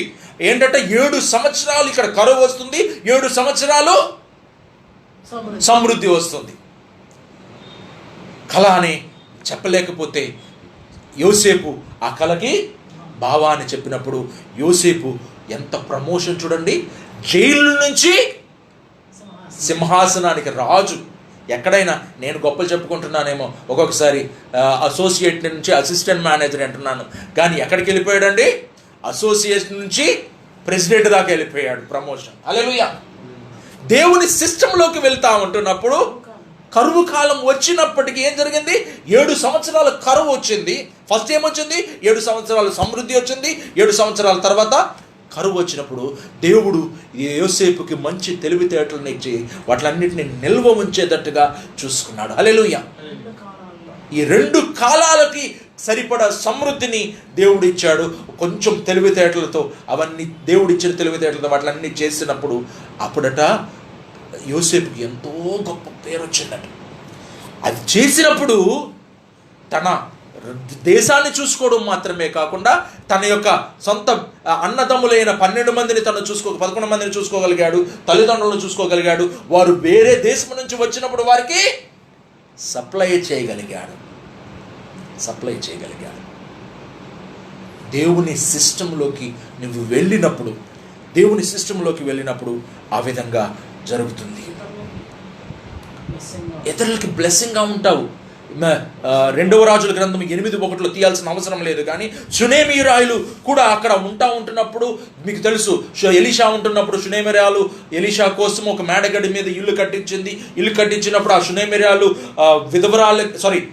విధవరాలు కాదు, గొడ్రాలుగా ఉంటున్నప్పుడు షునేమీరాలకి ఒక బిడ్డను ఇచ్చాడు. తర్వాత వెళ్ళిపోయినప్పుడు ఆ బిడ్డ చనిపోయినప్పుడు ఎలీషా ఆ బిడ్డను బ్రతికిస్తాడు. అదంతా అయిపోతుంది. కరువు వచ్చినప్పుడు అక్కడ నుంచి వెళ్ళిపోయిన పరిస్థితి వస్తుంటే తను వచ్చిన తర్వాత ఏ విధంగా తనకి సంబంధించినవన్నీ అప్పచెప్పాడో రాజు, అవన్నీ మనం చూస్తూ ఉన్నాం. అది క్షామకాలం, కరువు కాలంలోనే ఏ విధంగా షునేమీరాలు పోషింపబడిందో మనం చూడగలుగుతాం. దేవుని సిస్టంలోకి మనం వెళ్ళిపోవాలి. దేవుని సిస్టంతో ఉన్నవాళ్ళు కేవలం నేను డబ్బు గురించి మాత్రమే మాట్లాడట్లేదు, కానీ సమాధానంతో ఉంటారు, శాంతితో ఉంటారు. ఇందాక మొదట మనం చదువుకున్న వాక్యంలోకి మనం వెళ్దాము. ఏమంటారు, 2వ రాజుల గ్రంథము 6వ అధ్యాయంలోకి వెళ్ళాం కదండి. మనము 23వ వచనం అంటే ఇప్పుడు చూడండి, సరే అప్పచెప్పేశాడు. 2వ రాజుల గ్రంథం 6వ అధ్యాయంలోనే మనం చూసుకున్నాము 21, 23 వచనాలు. ఇప్పుడు చూడండి, దేవుడు సిరియా దేశపు సైన్యాన్ని నాశనము చేయడానికి రెడీగా ఉన్నాడు. అర్థమవుతుంది కదా. ఈ గెహజీ చూడలేకపోయాడు. ఎప్పుడైతే ఎలీషా చెప్పాడో ఆ మనోనేత్రములతో అప్పుడు తన కళ్ళు తెరవబడి లిటరల్గా చూడగలిగాడు. ఇప్పుడు కావాలనుకుంటే దేవుడు ఆ సైన్యాన్ని నాశనము చేసేయగలడు, సిరియా దేశపు.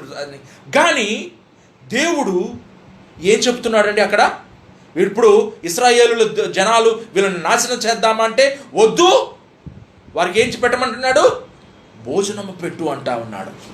ఎలీషా అతని గెహజీ యొక్క కళ్ళు తెరవమని చెప్పిన ఎలీషా ఇప్పుడు అడుగుతున్నాడు, ఈ జనులను అంధత్వం చేత మొత్తము అని యెహోవాని వేడుకనగా. ఇప్పుడు దాకా ఈ గెహజీ యొక్క కళ్ళు అంధత్వంతో ఉన్నాయి, తెరిచాడు.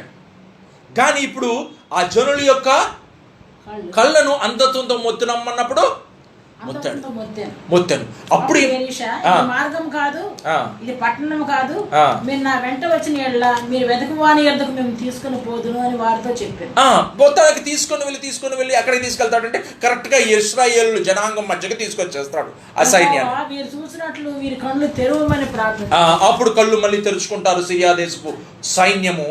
అప్పుడు ఇశ్రాయేలుల సైన్యం ఏమంటదంటే, ఓ దేవుడు మనల్ని వీళ్ళని అప్పచెప్పేశాడు మన చేతుల క్రింద, వీళ్ళని ఇప్పుడు నాశనం చేద్దామా అని ఎలీషాని అడిగినప్పుడు దేవుడు ఎలీషాతో ఏం చెప్తా ఉన్నాడు? వీరిని కొట్టొద్దు, నీ కత్తి చేత నీ వింటి చేత చెరపట్టిన వారినైనా కొడతావా, వారికి భోజనం పెట్టించి. దేవుని సిస్టంలో ఉన్న వాళ్ళు శత్రువు వాళ్ళకి భోజనం పెట్టి ధైర్యం దాంట్లోకి వెళతారు, వారిని తిని తాగిన. ఇప్పుడు ఆలోచించండి, చంపడానికి వచ్చిన వాడిని చంపకుండా వాడికి ఇంట్లో భోజనం పెట్టే పరిస్థితి వస్తుంది. ఏ సిస్టంలో వస్తుందండి? లోకపు సిస్టంలో వస్తుందా? నేను కేవలము ఫైనాన్సెస్ నిల్వల గురించి మాత్రమే మాట్లాడట్లేదు. మనిషి దేవుని సిస్టంలోను యొక్క మనిషి యొక్క ప్రవర్తించే తీరు వేరేగా ఉంటుంది. లోకస్తుల ప్రకారంగా ఉండదు. నీ స్నేహితులకి నీ సొంత వాళ్ళకి భోజనం పెట్టడం వేరు, నిన్ను చంపడానికి వచ్చిన వారికి భోజనం పెట్టడం వేరు. హల్లెలూయా. భోజనం పెట్టేటప్పుడు చెప్పు.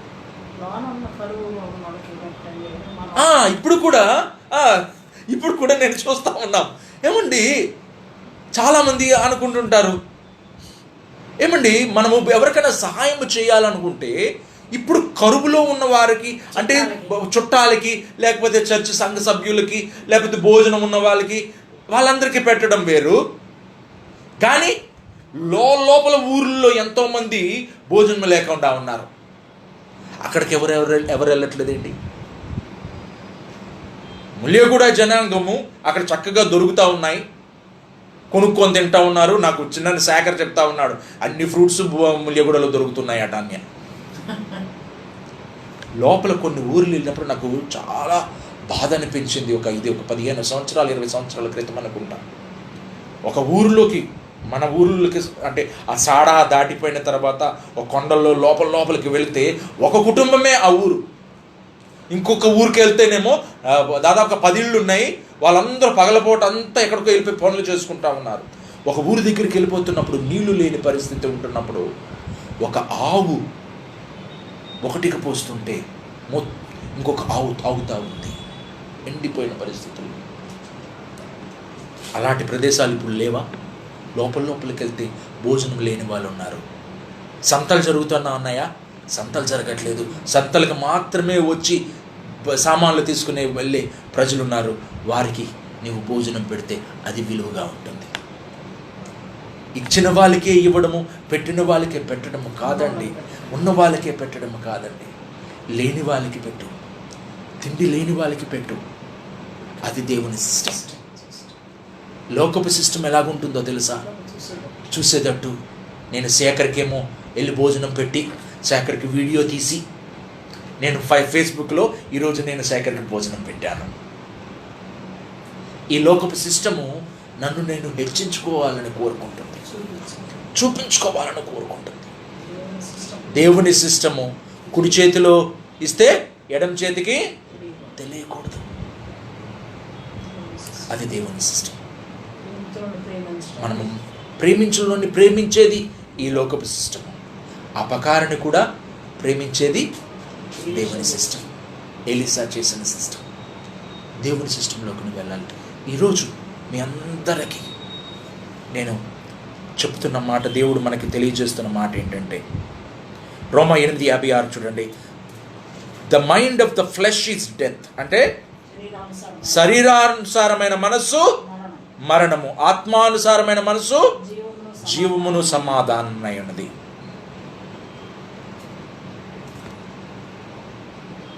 దేవుని సిస్టంలోకి మీరు వెళ్ళాలని ఆశపడతా ఉన్నారు. ధైర్యం, భయపడవద్దు. ఎలీషా గెహజీతో చెప్తా ఉన్నాడు, దేవుడు మనతో చెప్తా ఉన్నాడు, భయపడవద్దు, నిబ్బరము కలిగి ధైర్యముగా ఉండను. నేను నా మట్టుకైతే నిజంగా చెప్తున్నానండి, దేవుని నియమంలో మనము ఉంటా ఉంటున్నప్పుడు ఈ సిస్టంలో పరిష్కారం లేదు. నా దేవుని సిస్టమ్ ఏం చేస్తుందంటే మేనేజర్గా రిజైన్ చేసేటట్టు చేసింది.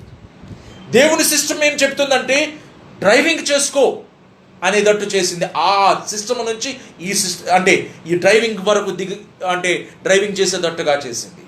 దేవుని సిస్టమ్ ఏం చేసిందంటే అప్పుడు ఏ విధంగా సంతోషంగా ఉన్నానో ఇప్పుడు కూడా అదే విధంగా సంతోషంగా ఉండేటట్టు చేసింది.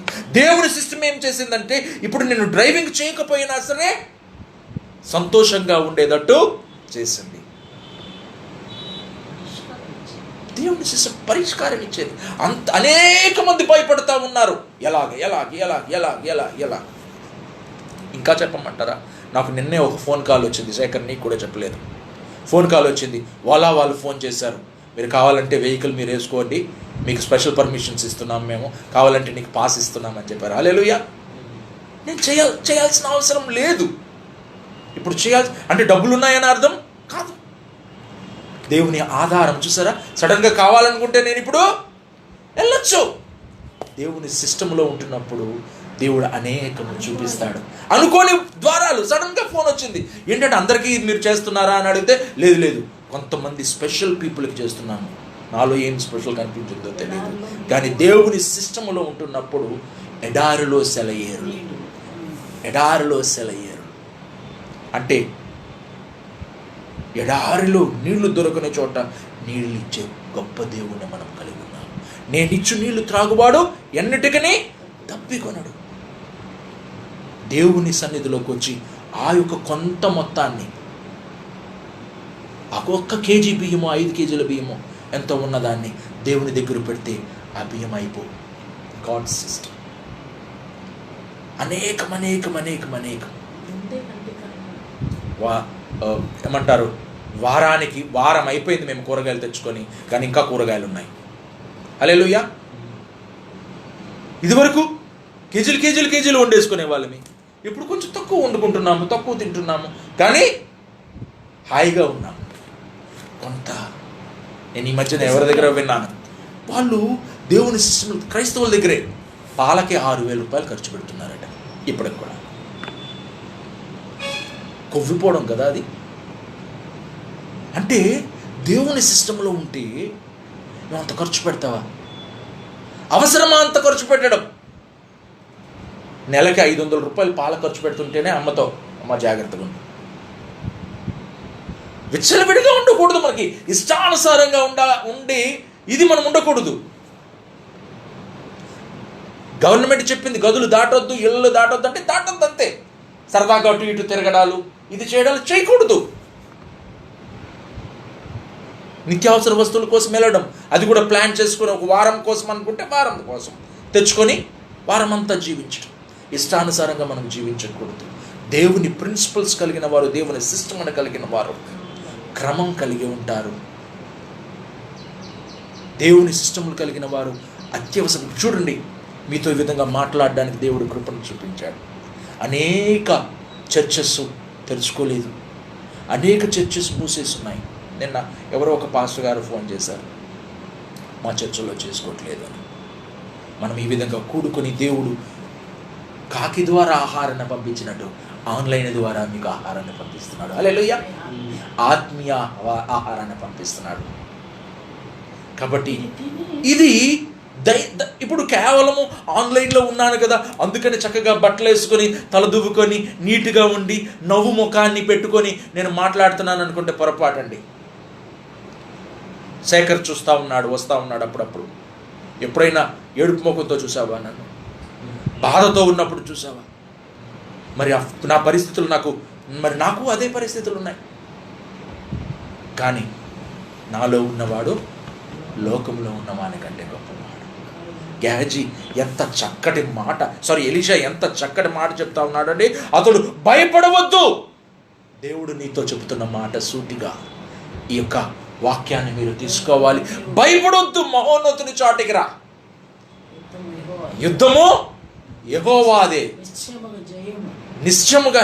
భయపడకుము నీవు, యుద్ధము యెహోవాదే, నిశ్చయముగా జయము నీవే. భయపడకుము, భయపడకుము నీవు, భయపడకు. కాబట్టి దేవుని ఆత్మ నియమంలోకి మనం వెళ్ళిపోవాలి. ఈరోజు మనము దేవుడు ఇస్తున్న వాక్య ప్రకారంగా మనం ఆలోచించుకుంటే దీంట్లోకి వెళ్ళాలంటే ఎదురుగా నేను మిమ్మల్ని మార్చలేను. నేను డేవిడ్తో కూడా అన్నాను, మిమ్మల్ని చూస్తుంటే కొంచెం బాధ వేస్తుంది నాన్న, ఎందుకంటే మీరు వరల్డ్ సిస్టంలో ఉన్నారు, లోకానుసారంగా లోకపు మనుషుల్లాగా ఆలోచిస్తూ ఉన్నారు. ఇక్కడ ఉన్న డేవిడ్తోనే కాదు, ఆన్లైన్లో ఉన్న ప్రతి ఒక్కరితో మాట్లాడుతున్నాను. దయచేసి దేవుని సిస్టంలోకి రండి. నాకు తెలీదు మార్గాలు ఎలాగ ఓపెన్ చేయబడతాయనేది, నాకు తెలియదు దేవుడు ఏ విధంగా పోషిస్తాడు అనేది మిమ్మల్ని. కానీ ఒకటి మాత్రం తెలుసు, దేవుని సిస్టంలో ఉంటున్నప్పుడు ఏ కొరత ఉండదు, ఆయన చేయి విడువడు, సమాధానం ఉంటుంది, జీవం ఉంటుంది. ఈ లోకపు పరిస్థితులన్నీ చక్కగా ఉంటాయి, పరిష్కారం ఉంటుంది. ఇది అయిపోయిన తర్వాత ఏం చేస్తానో కూడా నాకు తెలియదు. దాని గురించి ఆలోచిస్తుంటే భయం వేస్తుంది. ఈ లోకపు యొక్క సెన్సెస్ ప్రకారంగా ఆలోచిస్తూ ఉంటుంటే. కానీ వెంటనే యొక్క ఆత్మ నియమములోకి వెళ్తే, ఆత్మ నియమము ద్వారా సాగిపోవుదము, ఆత్మ నియమము ద్వారా సాగిపోవుదము. విశ్వాసమునకు కర్తయు తానే కొనసాగించెడు యేసుని చూచుచు, ఓపికతో మనము సాగిపోవుదము. ఆత్మ నియమము ద్వారా సాగిపోవుదము. పోరు సహించి సువార్త పక్షమున పరుముగించి పానార్పణమైన పౌలువై మనము సాగిపోవుదము. ఆత్మనియమము ద్వారా సాగిపోవుదము. శరీరమునకు చీకు కలిగినను నిరీక్షణతో నిలిచి సహించిన యోబు వలె మనము సాగిపోవుదము. యోబు వలె మనము సాగిపో ఆత్మ నియమము ద్వారా మనము వెళ్ళాలి. చివరిగా నేను ముగిస్తున్నానండి. ఈరోజు మనకు వాక్యము క్లియర్గా దేవుడు చెప్తా ఉన్నాడు. ఎలీషా గెహజీ, నీ ఎంపిక ఏంటి? ఆత్మ నియమంలో ఉన్నవాడు ధైర్యంగా పరిస్థితుల్ని చూసినప్పుడు భయపడడు, వణికిపోడు. ఎలీషాలాగా ధైర్యంగా ఉంటాడు. ఆ సైన్యాన్ని చూడగలుగుతాడు, జీవం కలిగి ఉంటాడు, సమాధానం కలిగి ఉంటాడు, మహోన్నతిని చాటుంటాడు. ఏ తెగులును నీ గుడారమున సంచుతు. 91వ కీర్తనలో ఆ చివరి మాటలు కూడా నాకు చాలా ఇష్టము. నీవు సింహములను నాగుపాములను త్రొక్కెదవు, కొదమ సింహములను భుజంగములను అణగద్రొక్కెదవు. అతడు నన్ను ప్రేమించుచున్నాడు గనక నేను అతని తప్పించెదను. అతడు నా నామమున ఎరిగిన వాడు గనక నేను అతనికి గణపరచెదను. శ్రమలో నేను అతనికి తోడై ఉండేదను. అతని విడిపించి అతని గొప్ప చేసేదను. దీర్ఘాయువు చేత అతని తృప్తిపరచెదను. నా రక్షణ అతనికి చూపిస్తాను. నా రక్షణ అతనికి అంటే రక్షణ అంటే కేవలము మనం అనుకుంటే ఆ మాట నాకు నా రక్షణ అతనికి చూపించదును అనే మాటలు అర్థం ఏంటో తెలుసా అండి? రక్షణ అంటే యేసు ప్రభు నా కోసం చనిపోయాడు, నేను నరకంలో నుంచి విడిపించబడతాను, నాకు నిత్య జీవం వస్తుంది, అది ఒక రక్షణ. ఈ పరిస్థితుల్లో నుంచి విడుదల, నా రక్షణ అతనికి చూపించేదని అంటే విడుదల నీకు చూపిస్తానంటున్నాడు యేసయ్య. ప్రతి పరిస్థితుల్లో నుంచి ఆయన మాట అంటా ఉన్నాడు. అందుకని చదువుతూ ఉండండి ఈ మాటలన్నీ. నా రక్షణ అతనికి, నమ్మితే దేవుని సిస్టంలోకి వెళ్తే నా రక్షణ నీకు కనపరుస్తాను. దేవుని సిస్టంలోకి వెళ్తున్నప్పుడు, దేవుని సిస్టమ్ని నమ్మినప్పుడు నా రక్షణ నీకు చూపిస్తాను. దేవుడు మీరందరూ కూడా ఆత్మ నియమంలోకి, దేవుని సిస్టంలోకి వచ్చేస్తారని ఆశపడతా ఉన్నాను. ఈ సెన్సెస్ ద్వారా చూడకండి, పంచేంద్రియాల ద్వారా చూడకండి. మీ దేవుడు ఏ విధంగా ఆశ్చర్యంగా, ఏ విధంగా తలుపులు తెరుస్తాడో మనకి తెలియదు. మన పరిస్థితులను బట్టి మీరు సాక్షులుగా మీరు ఉండాలని ఆశపడతా ఉన్నాను. ఎవరైనా సాక్ష్యాలు కలిగి ఉంటే నెక్స్ట్ వీక్లో ముందుగానే మాకు చెబితే, సాక్ష్యం చెప్పాలని ఆశపడతా ఉంటే చెప్పండి. నేను మీకు ఈ అందరితో మీరు పంచుకునేటట్టుగా మేము చూస్తాము. రేపు నెక్స్ట్ వీక్ కావాలనుకుంటే ముందుగానే చెప్పండి, మాతో మాట్లాడండి, మీకు అవైలబుల్గా ఉన్నాము. ఒకసారి ఆలోచించండి, దేవుడు మిమ్మల్ని ఎంతగా ప్రేమిస్తున్నాడో. మీతో మాట్లాడడానికి, మీతో సహవాసము చేయడానికి దేవుడు మమ్మల్ని ఏర్పరచుకున్నాడు. శరీరానుసారమైన మనసుతో మనం ఉండకూడదు. దాన్ని తలుపుల్లో మూసేయండి. ఈ లోకము మిమ్మల్ని అటువైపుకి తీసుకువెళ్తుంది, గుర్తు చేస్తుంది. మనుషులు మాట్లాడుతూ ఉంటున్నప్పుడు మనుషులు మీతో బాగా మాట్లాడతారా? నేను అంటాను లోకరీతిగా శేఖర్తో, నాన్న ఏం చేస్తావరో సడన్గా ఉద్యోగం రేపొద్దున జీతం ఇవ్వడు, కొన్ని ఉద్యోగాలు తీసేస్తారట, అయిపోతుంది. ఏంటి లోకము అదే మాట్లాడుతుంది, గుర్తు చేస్తుంది. దేవుని సిస్టంలో ఉంటే నువ్వేం చెప్తావు? పిరికితలం గల ఆత్మని ఇవ్వలేదు, శక్తియు ప్రేమయు ఇంద్రియ నిగ్రహం గల ఆత్మని దయచేశాడు. నాలో ఉన్నవాడు లోకంలో ఉన్నవాడి కంటే గొప్పవాడు. ఏలియాకి ఏ విధంగా ఆహారాన్ని పంపించాడో నాకు కూడా ఆహారాన్ని ఆ విధంగా పంపిస్తాడు. అది జీవం. అది జీవం. ఆ మాటలు ఎప్పుడూ దేవుని సిస్టంలోకి నువ్వు ఉంటే, దేవుని వాక్యముతో నువ్వు పోషించబడతా ఉంటే, నీ వాక్యమే శ్రమ కొలిమిలో నన్ను బ్రతికించుచున్నది, నా బాధలో అది బహు నెమ్మది కలిగించుచున్నది,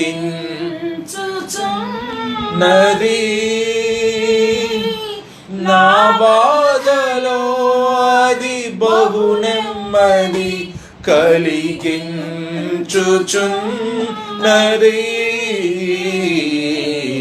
నీ వాక్యమే హల్లెలూయా లో నన్ను బ్రతికించుచున్నది.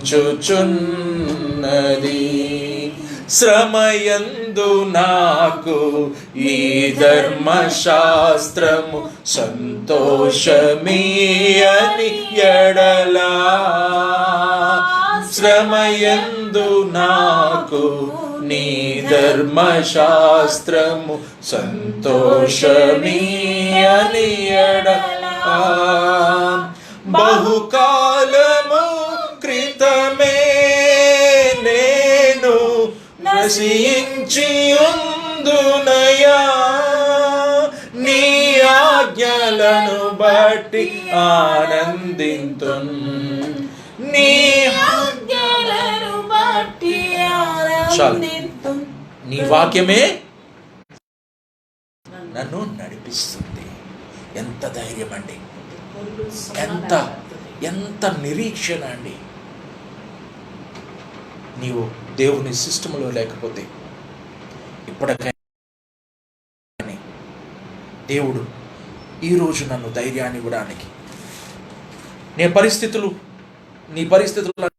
కూడా చూచి తప్పించుకునే మార్గాన్ని దేవుడు చూపిస్తా ఉన్నాడు.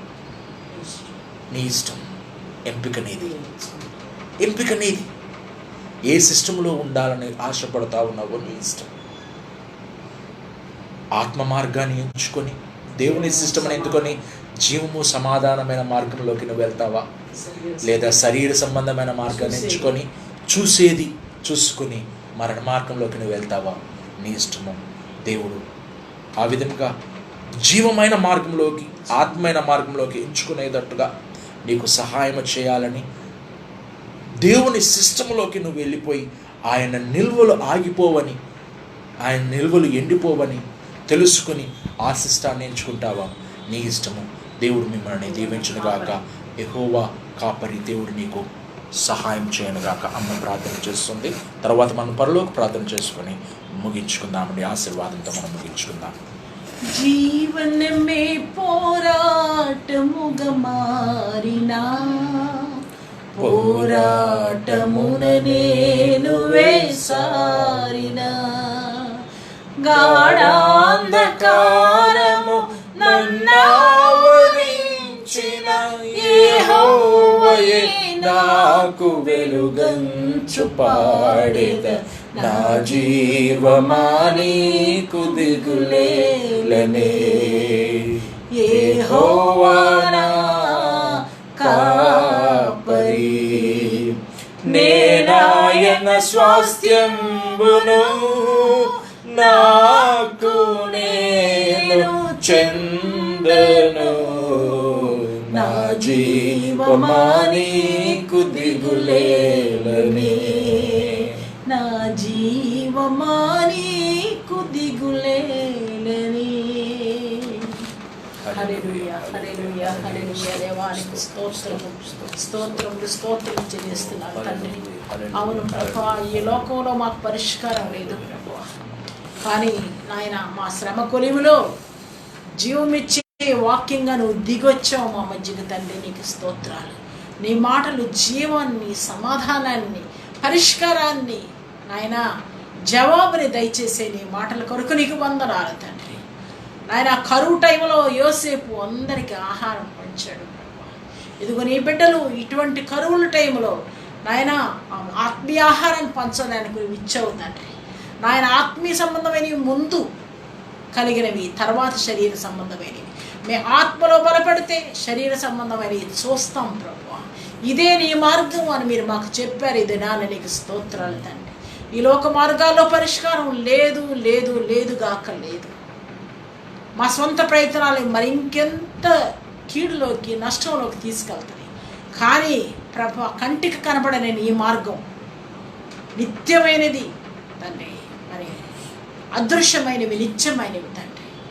దేవానికి స్తోత్రాలు. ఆత్మానుసారమైన జీవితం అంటే నీ వాక్యానికి లోబడిన జీవితం, వాక్యం ప్రకారం చేసే జీవితం, మాకు జీవాన్ని సమాధానాన్ని మేము అనుభవిస్తున్నాం ప్రభా. నీకు స్తోత్రాలు. అనేక మంది ప్రభా ఇంకా ఈ లో లెవెల్ ఈ జీవన సంబంధమైన వాటి వైపే చూస్తూ ఉంటుండగా అక్కడ జవాబులు లేవయ్యా. మాకు ఎప్పటికీ నీ దగ్గర నీ మాట ప్రకారం నడిస్తే, నీ మాట వింటే మాకు జీవం సమాధానం తండ్రి. నీకు స్తోత్రాలు స్తోత్రాలు స్తోత్రాలు నాయనానికి స్తోత్రాలు ప్రభా. నీ మంచి మాటల కొరకు నీకు స్తోత్రాలు ప్రభా. దేవా తండ్రి, మా ఫోకస్, మా యొక్క మనస్సు వీటి మీద, ఈ భౌతికమైన వాటి మీద మేము లగ్నం చేయకోకుండా పైనున్న వాటినే చూడు, ఈ భూసంబంధమైన వాటి మీద మనసు పెట్టుకొనకడి అని నువ్వు ఎంతగా నాయన ఈ కొలస్సేలి రాత్రి పత్రికలు ప్రభా, ఎఫెసీ పత్రికలన్నిటి ద్వారా నువ్వు మాతో మాట్లాడుతున్నావు ప్రభా. స్తోత్రాలు స్వామి. అవును, శరీరాన్ని అనుసరించి మేము వెళ్తే అది మరణంకే తీసుకెళ్తుంది తప్ప అక్కడ మాకు ఏమి జీవం కనపడదు, సంతోషం పరిష్కారం కనపడదు. అక్కడ లేదు ప్రభు నాయన. కనబడకపోయినప్పటికీ నీ మాట మేము నమ్మితే, మాట ప్రకారం వెళ్తే మాకు జీవం సమాధానం. ఆయన అందరూ పడిపోయి ఒరిగిపోతారు, కానీ నాయన నీ మార్గాన్ని అనుసరించేవారు లేచి చక్కగా నిలుచుతున్నారు అని నీ వాక్యం చెబుతుంది. ఇది నాన్న నువ్వు మాట్లాడిన మాటలు ప్రభ, లోక సంబంధంగా కంటికి కనపడే వాటి వైపు చూడుకోకుండా నీ బిడ్డలు ప్రభ దేవా ఆత్మ అనగా వాక్యం చూపించే సైడ్ వెళితే తండ్రి ఎప్పుడు కూడా అది పొల్లుగానే సొన్నాగానే తప్పిపోదు. కాబట్టి నీకు స్తోత్రాలు. విత్తబడిన వాక్యము ప్రతి ఒక్కొక్క హృదయానికి జీవాహారంగా ఆ మన్నాను ఏరుకొని బ్రతకడానికి నాయన నీ బిడ్డలందరికీ సహాయం చేయండి. యోసేపులాగా తాను బ్రతికి అనేక మందిని బ్రతికింపజేసినట్లు మేము ప్రభ ఈ రీతిగా జీవించి అనేకులకి ఈ మార్గాన్ని నాయన మేము అనుభవిస్తే కానీ చెప్పలేము ప్రభ. నాయన ఈ లోకపు మైండ్ మీద ఫోకస్ పెట్టుకోకుండా ఎటు చూసినప్పటికీ అధైర్యం మాట్లాడేవాళ్ళని, ఎటు చూసినప్పటికీ కరువు గురించి మాట్లాడేవాళ్ళని, వైరస్ గురించి మాట్లాడేవాళ్ళని. కానీ ప్రభు మాలో ఉన్నవాడు ఈ లోకంలో వైరస్ల కంటే గొప్పవాడు. దేవానికి స్తోత్రం నాయన. నీ జీవ మార్గాన్ని మీరు మాకు ఉంచారు ప్రభు, నీకు స్తోత్రాలు. మేము నమ్మితే దేవుని మహిమ చూస్తానని చెప్పాం తండ్రి. ముందు నమ్ముటకు ఆ తర్వాత చూడగలగడానికి మమ్మల్ని మేము ఈ శరీర సంబంధమైన జీవితానికి అప్పజెప్పుకోకుండా లోకులు నడిచే మార్గంలో మేము వెళ్ళకోకుండా మీ మార్గంలో నాయన జీవ మార్గంలో మేము నడిచే బిడ్డలుగా ప్రతి ఒక్క బిడ్డ తీర్మానం చేసుకునేటట్టు సహాయం చేయమని యేసు పరిశుద్ధ నామమున అడుగుచున్నాను తండ్రి. ఆమేన్. పరలోకమందున మా తండ్రి, నీ నామం పరిశుద్ధపరచబడును గాక, నీ రాజ్యం వచ్చును గాక, నీ చిత్తం పరలోకమందు నెరవేర్చునట్లు భూమి మీద నెరవేరును గాక. మా దిన ఆహారం నేడు మాకు దయచేయము, మరణిస్తూ మేము క్షమించు ప్రకారం మనం క్షమించు, మమ్మల్ని శోధనలోకి తెగ కీడును తప్పించు, ఎందుకనగా రాజ్యము బలము మహిమ నిరంతరము నీవే తండ్రి. ఆమేన్. ఇప్పుడు మన తండ్రి అయిన దేవుని ప్రేమ, కుమారుడైన యేసుక్రీస్తు కృప, పరిశుద్ధాత్మిక అన్యోన్య సహవాసము ఇక్కడ కూడిన మనందరకు సదా తోడైండును గాక. ఆమేన్ ఆమేన్ ఆమేన్. అందరికీ వందనాలండి. దేవుడు మిమ్మల్ని దీవించును గాక. Praise the Lord. ఈ యొక్క నాకు వచ్చిన సమాచారాన్ని బట్టి ఈ యొక్క జూమ్ అనే యాప్ని మనం ఇప్పుడు వాడట్లేదండి. దయచేసి ఎవరైనా మాట్లాడాలనుకుంటే ఇప్పుడు మీరు ఫోన్ చేయొచ్చు. ఫోన్ చేసినప్పుడు వెంటనే శేఖర్ కలుపుతాడు, కలిపి అలాగే మిగిలిన వాళ్ళు కూడా వస్తున్నప్పుడు దాన్ని కాన్ఫరెన్స్ మర్జ్ చేస్తాడు. దాని తర్వాత ఎవరైతే మాట్లాడేశారో వాళ్ళు కాల్ కట్ చేసుకొని వెళ్ళిపోవచ్చు. దేవుడు మిమ్మల్ని దీవించును గాక.